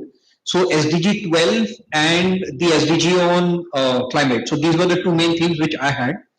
So one of the main things we noticed was we were really at that point of time, we in the sense the government of India and UNEP were really promoting mission life, right? So I think it was also drawn here somewhere. So we saw that there was a 47% reduction in the overall waste stream when people or consumer had a mindful choice following the principle of mission life. So for all of you, my suggestion and submission and request would be read those 70 odd points that is mentioned in mission life. Many of them you might already be doing. If you sort of inculcate that in your lifestyle, you would have already become almost like better than 90% of the humans living on this planet in terms of having lower emission or footprint, right? Cumulatively. Secondly, I think you have to understand that this is just not a subject to get a naukri. This is a choice, a decisive choice. And that is, I don't think 70 people will make the same mistake as opposed to maybe like 10 or 15, right? So if 70 people are here, it has been a conscious decision to be here. Of course, leaving aside a few. I mean, and giving you the benefit of the doubt that all of you are of the same opinion that this is something which we are doing for the planet and the people, and then profit will follow suit. So keeping that in mind, you have to understand that this is what you need to do at every level, not just at the university level, but at the level when you go outside. Because watching you, and you never know that who is watching you. There might be a change that might come across in your household, the place you work, or the people you hang out with. They will say, "अरे यार ये बहुत अच्छी आदत है तेरी, तू light off करता है." Right? और तेरी बहुत अच्छी आदत है यार, you make sure that the dustbin is segregated. In my society, when I do that, everybody looks. एक तो uncle picture खींच के जा रहे हैं मेरे कूड़े की. I'm like, what are you doing? Right? So he said, son, very good. This is what you're doing. I said, thank you, sir. So this is very small thing. I mean, I never did it to please him. I did it so that the waste collector does not have any problem sorting my waste. So the black waste has it's a thicker one. So it will have the wet waste, because if for God forbid it tears, it will spill across the road. So I don't want that. And the dry waste is in a thinner one. So these are the kind of conscious decisions that you would have to make. So I will just request that take up the mission life document and try to follow as many points as you can. I think that will be wonderful, and you will see the change yourself. Thank you. One key message, sir, from your side.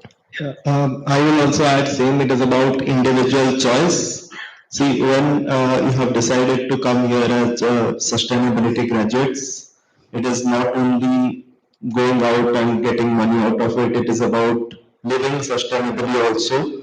Because we may think that if I alone do some small step, how does it matter? But individual choices definitely matter, because seeing you, somebody else will get inspired, and it will have a ripple effect. So sustainable living and taking those conscious choice at our individual level is very important.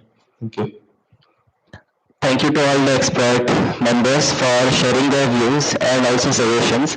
I think in this expert session we had a very fruitful discussion, right, starting from bankability of circular economy projects as to how in manufacturing industries or say renewable energy sector you can transition to circular economy aspects. We touched upon how consumer plays a pivotal role in shaping the circular economy landscape and also looking at the emerging carbon market. So I thanks all the speakers, and over to you, Shah.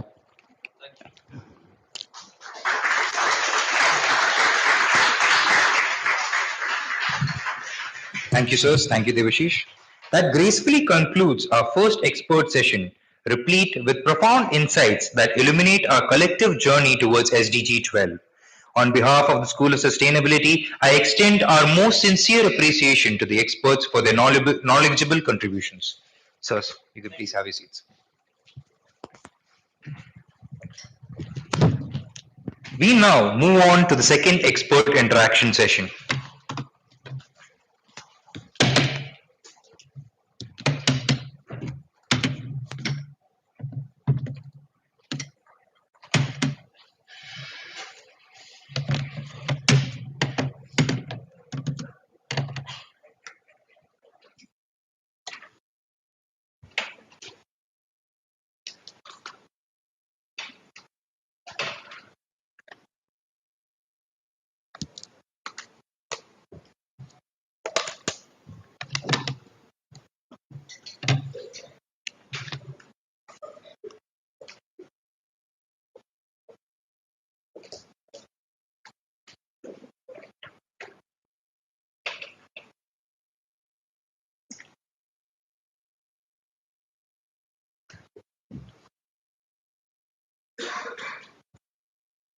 I now invite Professor Dr. Aradhna Basu to felicitate our esteemed speakers with a token of appreciation as they join us on the stage. Please join me in welcoming Ms. Arunima Guha, Director at Leverest Financial Services Private Limited, a doctoral scholar at XLRI. She has over 15 years of experience working with multilaterals like ADB, IFC, and World Bank on renewable energy, low carbon growth, and structured finance for corporations across India.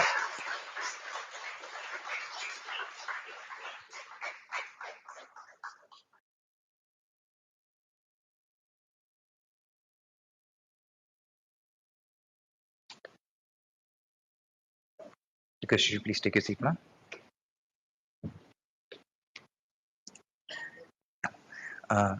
Next, I would like to welcome Mr. Pradyumna Lomdhe, Senior Analyst, Climate Sustainability at BCG Consulting, specializing as a GHG emissions expert and decarbonization strategist, and IIT Bombay alumna. He focuses on energy transition, net zero pathways, renewable energy, and sustainable EV battery production.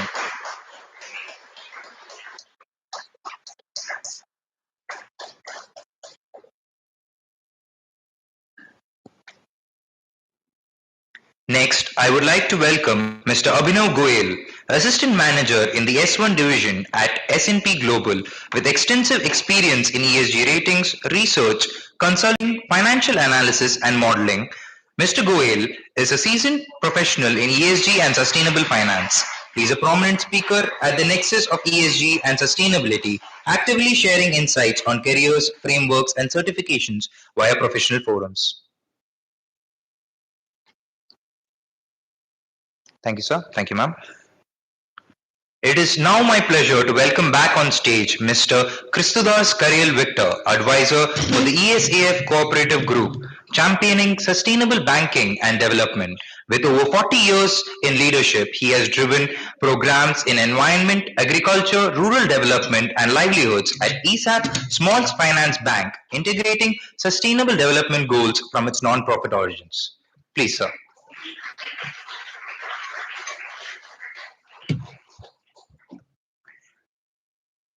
I would also like to welcome back Mr. Kundan Das on the stage, a World Economic Forum member on AI and climate change, currently serving as VP Energy Transition Decarbonization at 4.0 Smart Industry India Private Limited. Mr. Das is trained in Smart Industry Readiness Index and brings over 25 years of telecom and networking expertise from Cisco, Citrix, and startups like Altio Star, emphasizing renewable energy transition and smart grids and energy storage for nuclear and green solutions.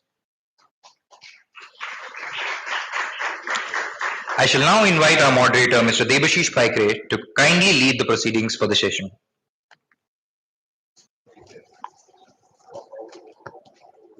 Good afternoon, everyone.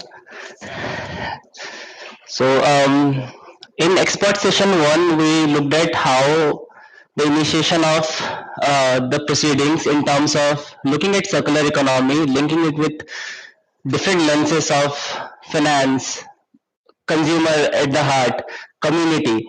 I think expert session 2 will be focusing on the SDG 12 operational part of looking at circular economy. So there's a saying where Marshall McLuhan has said that there are no passengers in a common earth ship called Earth. We are all crew. But I have a different opinion. Earth is a common spaceship and you are all co-passengers in it. Relating to this, we have given a very thought-provoking theme to this expert session 2, which is circular economy acting as a vehicle for nature positive economy. On that introductory note, I would like to invite all our esteemed members to share their initial and introductory remarks for the same. Starting with Arunima. Thank you, Debashish. A very good afternoon to all the students and the faculty and our guests. Um, nicely said what Debashish said. I would like to mention here, we are all excited about the INS Condian, right? Because it reached Oman in 18 days without any proper engine and taking care of the wind energy. So if we actually look at a circular economy in India, Indian text or Indian science was so developed that a wind energy could actually sail through an entire ship from India to Oman. And still that technology is valid. And now when we are developing on these technologies, on the technology of the West, and we are trying to develop it more, we should also see that our old scriptures and everything had a mention of the circular economy. And that's why I think that when we talk about finance, we as people are much more conscious, much more regenerative finance is the new word which we nowadays talk about. And I feel that Indians are over the future definitely going to be a major role. They are going to play a major role in circular economy. And all our systems, processes are going to be developed in such a way that we can imbibe those kind of technologies and behavioral changes which is needed. Abhinav sir. All right. First of all, a very good afternoon to all the student base here and all the esteemed guests present on the stage. First of all, I would really like to congratulate all the student bodies who has conducted this beautiful session for day one because they have been really insightful. Coming back to the topic that we had, I think uh, let me just start with giving you one stats which says this particular study was being done by UNEP along with IRP, which is the International Resource Panel, and it says that global 55, almost touching 55% of the global emissions are being emitted during the process of resources, extractions, and processing. Now, you can imagine, I mean, half of the global emissions, probably, even if I take some deviation here, let's say for 5 or 10%, let's say 40%, I think that number is still very huge. So, the primary goal is to definitely, first of all, increase the product longevity plus to focus on the concepts of repair, reuse, refurbishments, and remanufacturing. And that's where the role of the global financial sector comes in. I genuinely consider the finance or the money is acting as a blood in economy, right? So the moment the cholesterol starts getting in blood, it starts hampering the overall economy to the core. So when I say cholesterol, it's nothing but the carbon, right? And that's where the scope 3 emissions, which is the major contributor within the financial sector as a global sector, is contributing the major emissions from. And that's how nowadays a lot of global financial based institutions have started mobilizing their funds towards these circular motives, circular objectives, circular business houses. Now, all the startups, all the business houses, all the probably conglomerates, they would need finance, they would need capex, and they probably would be coming to the financial institutions. So going forward, definitely I'll be sharing few of the other examples wherein, nowadays these financial institutions are coming up with very beautiful and innovative products. And as far as my experience is concerned, I'm into ESG rating, and I'm also taking care of ESG ratings for global asset managers, banks, and insurance, and on the basis of their disclosures. So, yeah, looking forward to have this discussion more in elaborate manner. Thank you so much. Thank you, Abhinav sir. Pradyumna sir. Yeah. So first of all, good afternoon, everyone, students and faculty members and esteemed guests. So my take on the topic of circular economy as as a vehicle for positive economy. So I would like to say that I fully agree with that, and I would like to give two concrete examples which I recently, past 2 3 years, saw how this actually works in the practical situation. Uh, so there are two or three key takeaways which I took from those, and I would like to share that with the students and all the people that uh, the circular economy should not be seen only as a compliance but as a value addition. Then only it will be taken seriously, or I would say it should be tied to the value it creates and how that can be turned into the economic impact. So one example which I went to, which I want to tell you is in 2024, I went to Singapore in NTU, that is Nanyang Technological University. So there is a lab where they were crushing all the used solar PV panels and then extracting silicon, nickel, like all the heavy metals from that. At the same time, they were also doing the same for the batteries. So at that time, it was very cost intensive process, very energy intensive process, and there was not that economic value. But then Singapore government was very much involved in that, giving it R&D finance and other backups on that. Now I am still in touch with them, and I recently checked the cost has dropped down because of the advancement in technology and all. Now they are extracting that metals, and then they are being tied to the government KPIs, and then some startups are also in that space which are using that as a supply chain, selling of those metals. So I think that is the value which that university has created. The second example, last year I visited Denmark, Copenhagen, and most of you might have known that Cope Hill. So there is a waste plant, waste heat recovery plant, where they are incinerating the solid waste. At the same time, what they did is, so we visited that plant as a part of an academic visit from our company. The engineer told us that okay, it is a very high capex plant because that plant is not only generating waste, like generating electricity from the waste, but also heat from the waste. So many equipment are there. I mean, I would not go into the technical details, but it was a capex intensive plant. What they did is they created a slope on that, and that slope is being used as a ski in winters. So it attracted tourism. Of course, they can pay and they can afford, but this is what I'm talking about when we are creating synergies between two sectors to get the value from that. Now that is being used as as a recreational purpose for skiing and winter activities. At the same time, it is generating electricity and heat. So I'm not saying that we should copy those things in India because the context is very different. But what we can learn is there are synergies always present. We just have to tap into the synergies and how we can get the maximum benefit out of that. And I mean, those are the things which we can do in India. Of course, there are some good people doing also. I was also seeing some of the stalls. There is a CSIR lab which is extracting graphite from the aluminum smelter. So it's good things happening. But then the things missing are the finance. Of course, they need to scale up, and then the government incentive, government support. So the key takeaway would be that okay, these things if can be done in a proper way, I think India can also create like very good approach, good progress in the circular economy space. Thank you, Pradyumna sir. Krishna sir. Yes, so good afternoon, everyone. And indeed, this business as usual is not the way that we can continue. That we are very sure of. And it is almost a self-mandated, value that business as usual cannot be continued. So therefore, circular economy is something that catching up. And circular economy, it is in India,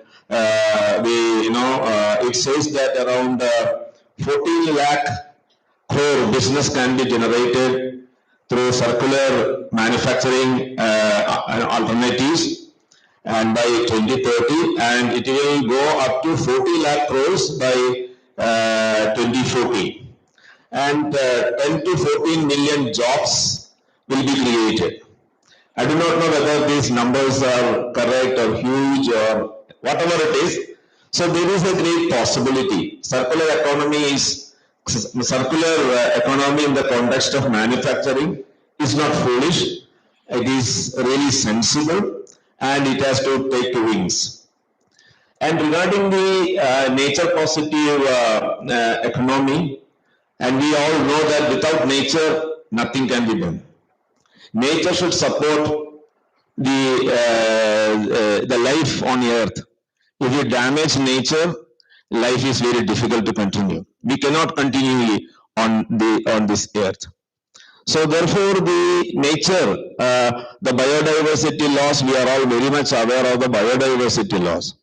And the mandate is that by 2030, we will reverse the biodiversity loss considering 2020 as the baseline.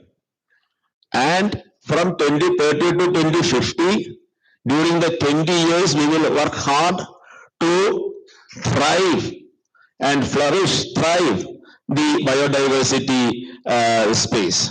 So for that to work,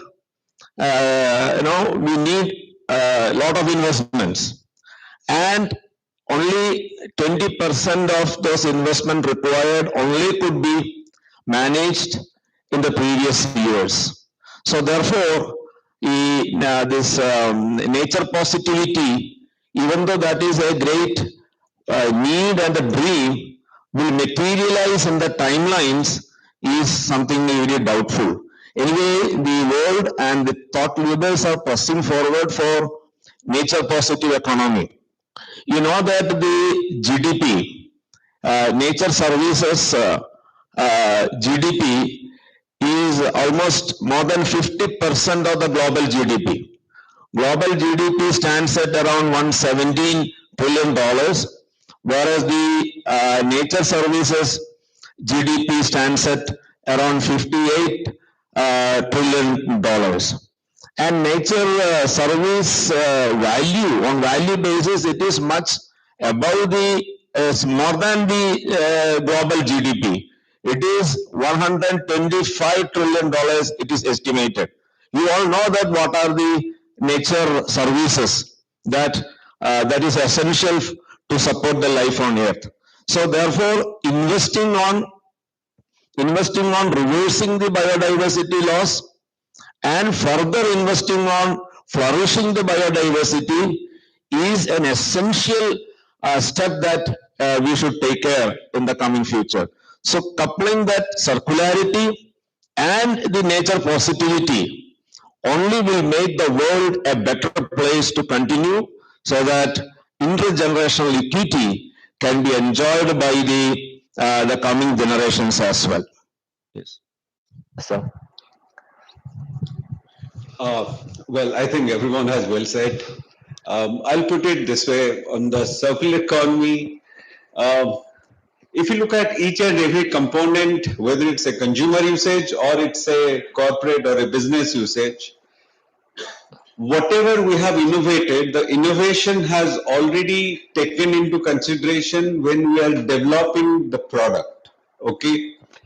Now, when the product is going to be recycled and we are again recreating similar or another product, the amount of innovation in that segment of the recycling re-innovation, that has, to my knowledge or to my experience, that has not been focused much. For example, if you take a lithium ion battery, okay, so we all know that lithium ion battery has a lifespan, so which is 6 to 8 years or maximum up to 10 years. And a battery technology is always calculated in the format of the density of the battery, that what is the amount of size of the battery and what is the energy that it is carrying. the innovation of developing a battery which is today, and for that if 1 kilo of lithium that you are taking and that is sustaining as a battery for next 10 years, now after 10 years if the same lithium that is further recycled, can I use it as an asset that I will innovate or I'll put my innovation so that that will give a higher density of energy, which is possible, and today it is happening, whether it is battery side or it is on the solar panel side. The similar case goes more on the windmill as well. Okay, so we have to not only look at all the consumer products, but all the corporate and everything. It need to be fundamentally stitched up with a good contract. Okay, which is more of a buying side, seller side responsibility matrix that we need to keep. So no company should buy anything or own anything, okay, or to its as an asset. So I'm going to, if I'm buying something, it is with me, but after I use it or when I feel that it is completely end of cycle, the seller has the responsibility of take it back and further use. So that is because that product innovation, competency, everything is with the guy who has developed it. So I need to give it back to him and he need to take it as an asset. So his asset value need to be from that particular used product. So it is more to do with a practice, and good thing is that now it is been taken into account and people are doing it, and it is definitely going to give a good value to the entire ecosystem. Thank you, sir. Thank you to all our expert members for the introductory note. I think that sets the tone for the conversation that are going to be evolutionary. Uh, at the end of COP29, so the immediate outcome was countries pledging $300 billion annually as a climate finance investment, which was previously $100 billion annually, to meet the targets of climate finance. So on that note, to my question to Arunima ma'am and Abhinav sir is, how can financial institution can become the engines of a regenerative economy?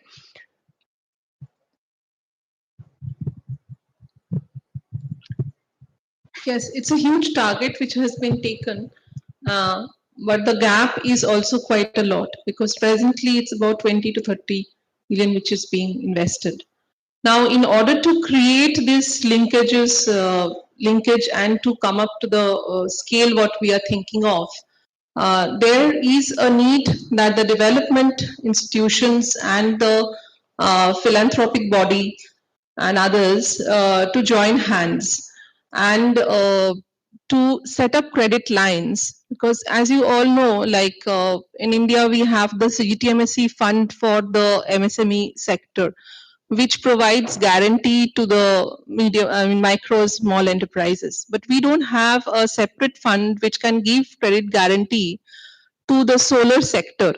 So there is a need to develop a huge credit guarantee fund because it's extremely necessary for the small and micro enterprises to access finance in that way. The other thing is there are a lot of changes at present which are happening definitely for regenerative finance. So there, if you see the RBI and the SEBI are coming up with new regulations, and they are also trying to operationalize the climate risk into the credit risk perspective. So, but in order to operationalize that and to create a credit line, the need of the hour is where the developing countries and larger philanthropic institutions, they should join hands and extend credit lines to us, to the developing countries, and that can only help our economy to survive. Uh, I really would like to bring in my overall rating experience here because I have been exploring almost 1,000+ odd global financial institutions, ESG reports, and their disclosures. So let me tell you, I'll rather bifurcate this particular point into two, which is from the perspective of the developed nations, and another one could be the developing nations. So I would like to quote an example. So it's a very big player out of Italy. So it's a banking conglomerate, I would say.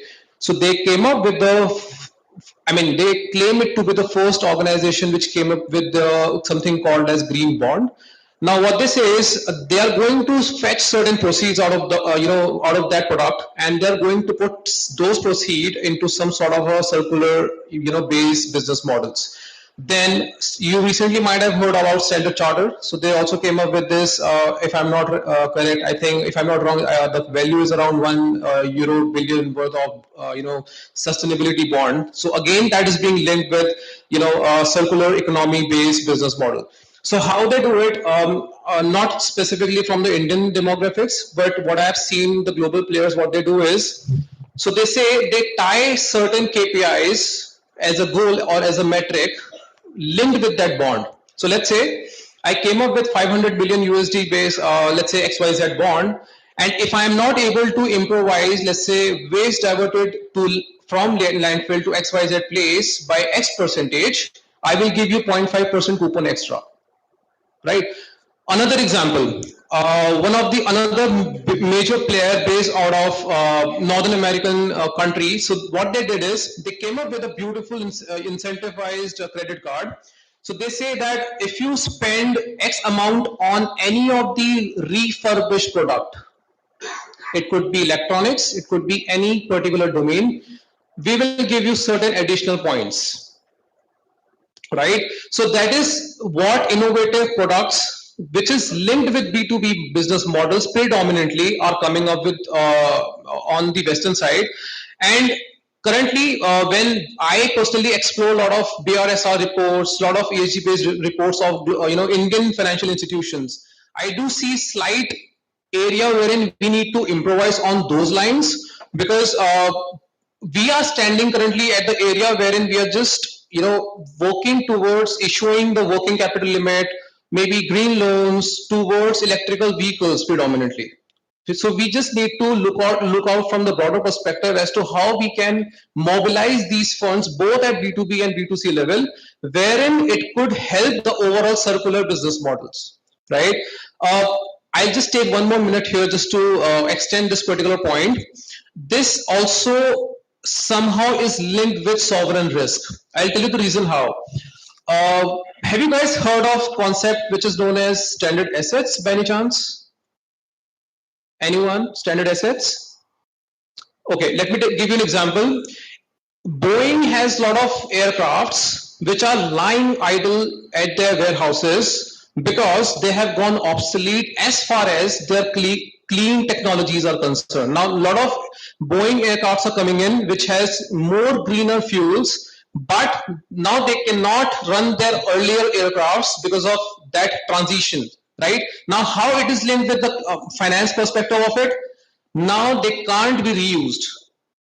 They are lying, just as is, and they are not reaping anything as a part of fruit. Another example is in the Middle East, almost 70 to 80% of their economic backbone is dependent on crude, right? So now almost majority of the countries are talking about cleaner fuels, fuels rather. Now that particular countries which are operating in Middle East, this stands as sovereign risk. What if their demand goes low, right? I know it's going to take its own time. It's not a one day night or one night task. Another last example which I like to quote it here is Volkswagen and Audi emission gate. You might have heard like few years back. You can just Google it for a couple of seconds. There is a desert called Mojave. So Mojave's J is silent. It's Mojave desert. There are almost 30 to 40,000 cars standing there just as a part of junk iron, because those cars were being recalled because they actually played it with something related to their emissions. So again, they can't be reused, right? So I think that's where I think the majority of the role of the finance is, and how it is linked with the major sovereign risk along with the B2B business model plus B2C business models. Thank you, yeah. Yes. Yeah, as Mr. Goel said, I'd just like to add on 2 points out here. He mentioned about the ESG model or the BRSR things which we are working on. Now, if you actually see a bank, they will have credit lines set up, say, for Tata Motors. Tata Motors will have a lot of vendors, like a lot of dealers of Tata Motors, where we we always fix up a credit line for Tata Motors and try to give lending to these dealers or vendors.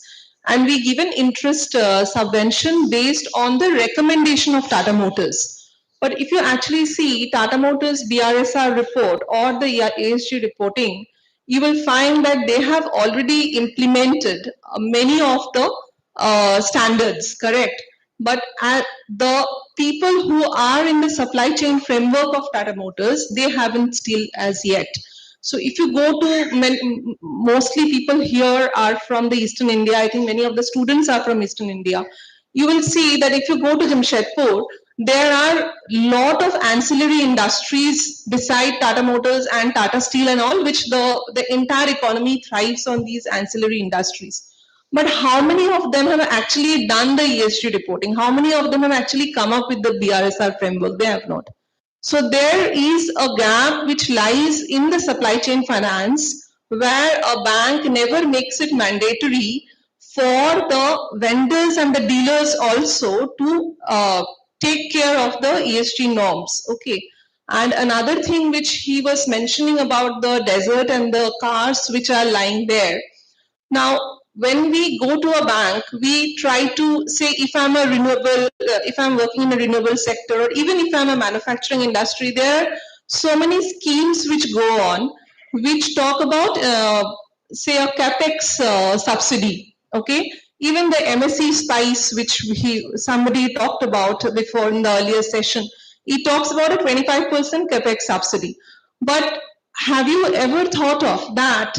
If an actual industry reuses the metal which is lying as scrap, which you can reuse, if there is some subsidy linked to the metal reuse which I do, if I actually extract very valuable metals from the scrap which is lying, I can save a lot of money on my capex. So there is no, there still not, we haven't done any kind of calculations or kind of joining the dots. Like suppose one car, it's getting to a scrap, how much metal extraction will actually save how much of cost. That has not ever been, I mean, things have not been done. So for students also, I feel if you take up projects in this way and try to build up models very small, I'm not saying in a large scale, but very, very small ideas, like how much of metal extraction can be reused and converted to finance, because ultimately it's all related to money. So how much of my metal can give me money back in terms of saving my capex, that itself will help me in saving my cost, right? So I can build up an industry based on that. I think that sums up really well about how a bank or say regenerative finance can drive circular economy perspective. When you talked about materials efficiency and how we can use them as a resource, not getting them into waste stream, one of the key sector that comes to my mind is renewable energy, and to the other aspect is clean energy, which is the nuclear sector. So when you see the profile of India's energy sector, nuclear energy only makes up 2 to 3% of India's total energy demand. To Pradyumna sir and Kundan sir, when it comes to renewable energy, there are critical raw materials involved, and we also talk about their rarity. So also there are rare earths involved in the manufacturing of, when you talk about solar, wind, hydro, and when you talk about nuclear energy, we do not have any specific requirements of rare earths, but there are again uranium and thorium, which are available, abundant, but the radioactive waste remains one of the key concerns. So how do you think renewable energy and nuclear energy will play a pivotal role in advancing the India's SDG 12 goals in coming, say, 5 or 10 years down the line? So starting with Pradyumna sir. Sure. So I'll answer part mostly on renewable energy because we have a nuclear expert here. So in terms of renewable energy, of course, circular economy plays a very big role. Now all of the energy is transitioning towards more and more renewables, more and more solar plants are coming, more and more wind plants are coming. So in consulting, mostly we work with energy utilities, industrial players. We give them a framework, or let's say we get in hands on with them, and then we jointly solve the problem of this by using some of the frameworks which we have experienced with some of the players globally, or let's say based on our research. What we normally do is the first step is to measure the circularity. I mean, most of the companies now measure scope 1, scope 2, scope 3 emissions. There are GHG protocol and all that. There are also targets based for emissions, but there are rarely any company. I mean, there are companies, but there are all not all companies are measuring the circularity related things. So, for example, what amount of material is being recycled in their facility, or whatever materials they are procuring, what is the percentage of recycled content in that? Is there any refurbished part in that? So normally what happens is when you are measuring anything, then only you can work on it, maybe reduce the virgin material or increase the recycling rate. So first step is always to measure what we have. Some companies are implementing it, some are not, but I think that is the first step. You should measure it, maybe as a percentage of virgin material and all that stuff. Now the second part comes as the circularity should be in the design itself when designing the renewable component. So for example, I'll give you an example of wind turbine. So normally wind turbine blades are manufactured as a one go, and then they are shipped through big trucks to the plants. There are some cases where if any small part of the wind turbine fails, all of the blade has to be replaced. There are some cases worldwide where that wind turbine blade can be manufactured as a disassembly format, so that it can be easily disassembled at the site. So if there is any particular area where either corrosion has happened or any bird strike has happened, then only that part can be replaced and refurbished with the new part. So this also it's very cost effective for them. Of course, initially the design is expensive, but let's say once you have that learning rate and you design that efficiently, I think this is one of the first step energy companies or renewable companies should do. Some of they are doing to plan for refurbishment. The second thing is not only refurbishment would help, but also what would help is the preventive maintenance. So if you are properly maintaining your assets, let's say if solar PV is there, then it should be clean. If wind turbine is there, it should be properly maintained, checked for the speed, all the gearboxes, it should be properly. I mean, there are some protocols in maintenance and safety that not only ensures safety and maintenance, but also is good for circular economy, but because you are extending the life of your asset. So extending the life, that means you are procuring less. You are procuring less means less of the material is being used. So these two things are like one of the most important things in that.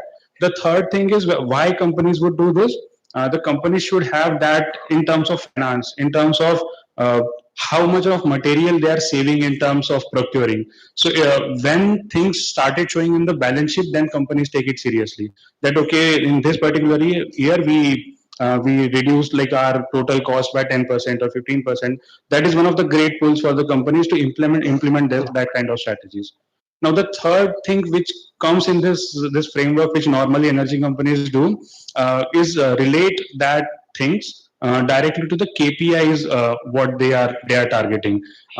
Maybe disclose this through reporting, and then investors would have that watch that okay, this is what the companies have promised and whether they have delivered it not. So these are some of the things which comes to my mind. There are some companies which are not renewable companies, but they are transitioning to renewable companies. So, for example, oil and gas sector. Some of the companies can do these type of things. What I mentioned earlier, but then oil and gas companies are very difficult to transition into purely renewable companies. They can. So, for example, some of the companies are doing, but there is this 4 R's framework which we normally do, that reduce, reuse, recycle, and remove. This framework really works on the field. So reduce means like you reduce the usage, like you reduce the demand, then you get easily like less material or less out of the production facility. I mean, reducing kind of looks good on books, but it is difficult to do. So the second is reuse. Reuse in terms of oil and gas can be, as an example, you can use waste heat recovery. So whatever waste heat is going, you can use that to generate some power, inbuilt power. Of course, capex intensive, but good for circular economy. There is also one thing as remove. So you can use. So, for example, there is very good example of carbon capture utilization in storage. So, in high emitting, so for example, power plants, so thermal power plants, CCUS is a very good option. Not only in terms of capturing the carbon dioxide and then dumping it, but there is U associated, which is utilization. There are some companies globally which utilizes those CO2 to turn that into usable plastics or any other polymers which can be sold at a very good price. So there is also that economic value associated with, and I think whenever there is economy, like companies would take it seriously, and this is win-win for both of them. Again, there is R&D going on, and it would take time, but these are one of the frameworks which we suggest to energy clients and renewable clients, and it is like from the past 3-4 years I'm seeing this is really gaining traction, and companies are really benefiting from it. Thank you. In a very short span, if Kundan sir would like to explain just one point of how India can be self-reliant when it comes to nuclear energy. Okay, so I'll go fundamentally again back to innovation. Okay, so when we say nuclear waste, okay, so anything that you talk nuclear as fuel, so primarily the fuel till date it is more to do with uranium. So the difference between a reactor and bomb is that a bomb is enriched up to more than 95%. A reactor is up to 5%. That's the enrichment of the component, okay, the fuel. If you use a fuel in a reactor, so the fuel life cycle is within a reactor is 2 to 3 years. So after 3 years, it's a waste. But think about it, 95% of energy is still there in the wasted fuel. Okay, so if you recycle that one, then you can further, use that one. So the new architecture of reactor that is called as closed loop reactor. So whatever fuel you put, after 2 years, the reactor is going to recycle it and go for further using it. So then you go for an unlimited source of energy. That is on the fission reactor. The new one which is coming is the fusion reactor, okay, which has 4 times more power than fission reactor, which today we have. Fusion we don't have. By 2028 we are going to have. Fusion doesn't need any resources. So from air you take hydrogen, deuterium, you create helium and neutron, and you generate energy. Okay, so that doesn't have, so that's like sun. So when you artificially create a sun for your energy, so that has no resources to be used. Okay, so that's the format of energy to get it more sustainable. Thank you to all the expert members. I think due to time constraints, we'd have to wrap it up the session, and maybe the students can interact with you on a personal note. Just to give a session ending, so if you see it from Indian perspective, the circular economy could provide a economic opportunity of nearly $2 trillion, and when you see the World Forum, it is around $4.5 trillion by 2030. So, and that is only possible when 3 stakeholders, which is industry, government, and communities, along with people, come together, join hands, and make this circular economy thing happen in reality. So I think that's a wrap for both the session and especially for expert session 2. I would again like to thank all our expert members for joining for this session and also coming to Exam University and sharing their valuable guidance and suggestion. Thank you so much. Thank you, Devashish. I request all the experts to join us on the stage for a group photo. I request our Dean, Professor Sutapa Pati, to also join us. In fact, I request all our faculty members to please join us on the stage.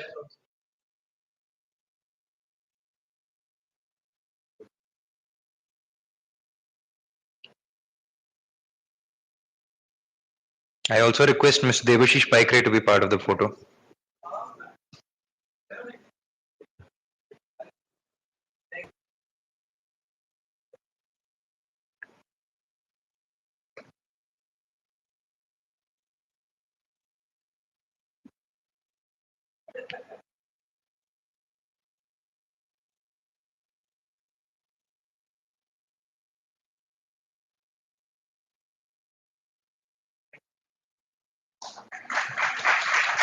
Thank you all.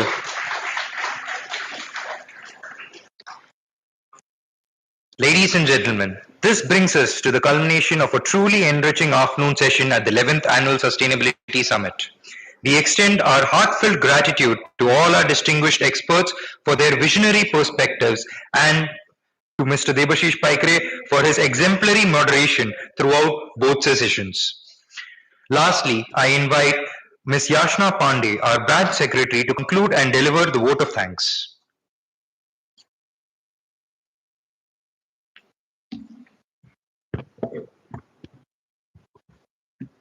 Good evening, everyone.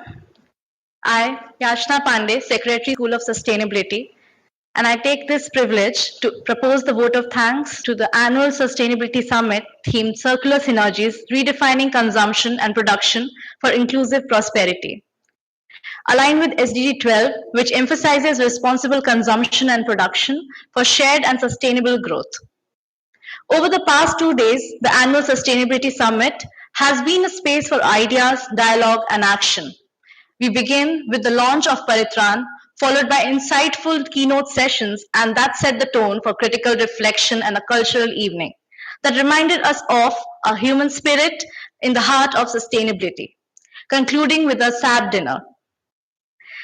Day 2 celebrated Impact in Action with the felicitation of our distinguished guests and startups, the inauguration of Startup Fair, and inspiring presentations of 8 projects, 9 social research papers by our MBA first year students, and poster showcases by our PhD scholars. Together, these moments reflected learning, innovation, and collective commitment to a sustainable future. I extend my sincere gratitude to Father K.S. Casimir, SJ, Honorable Vice Chancellor, for his visionary leadership and guidance. I thank Father S. Anthony Raj, SJ Registrar, and Father Arokya Das V, SJ, Chief Financial Officer, for their constant administrative and financial support. My heartfelt thanks goes to Professor Dr. Sitapapati, our academic dean, and to all our faculty members for the academic guidance and encouragement. I sincerely appreciate the support from our program coordinator, Mr. Jayanta Kumar Das, along with our administrative and working staff for ensuring the smooth execution of this event. I acknowledge the efforts of the Functional Committee Conserve, SM Alcom, and Career Advisory Services School of Sustainability for their support in expert coordination, podcast, and overall facilitation. I thank all esteemed dignitaries, our chief guest, Mr. Thakur S. Fedwani, CSO TVS Motors, Mr. Naya Patnaik, Chief Editor Samvad Group, Mr. Sanjog Sahu, Founder Director Mati Farms, keynote speakers, experts, and all our SAB members for enriching this summit and with their presence and insights. My gratitude to all our sponsors and media partners, and a special thanks goes to Youth for Sustainability, our action research partner, and Samvad Group for the special media partner.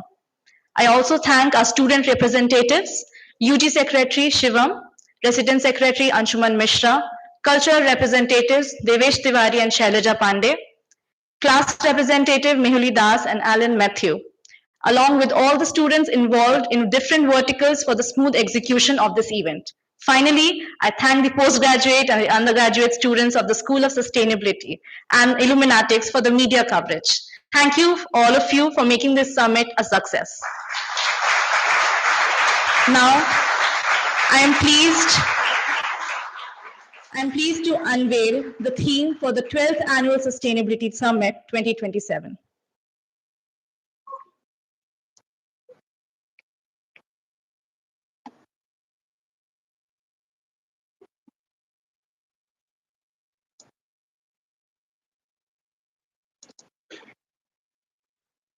Light.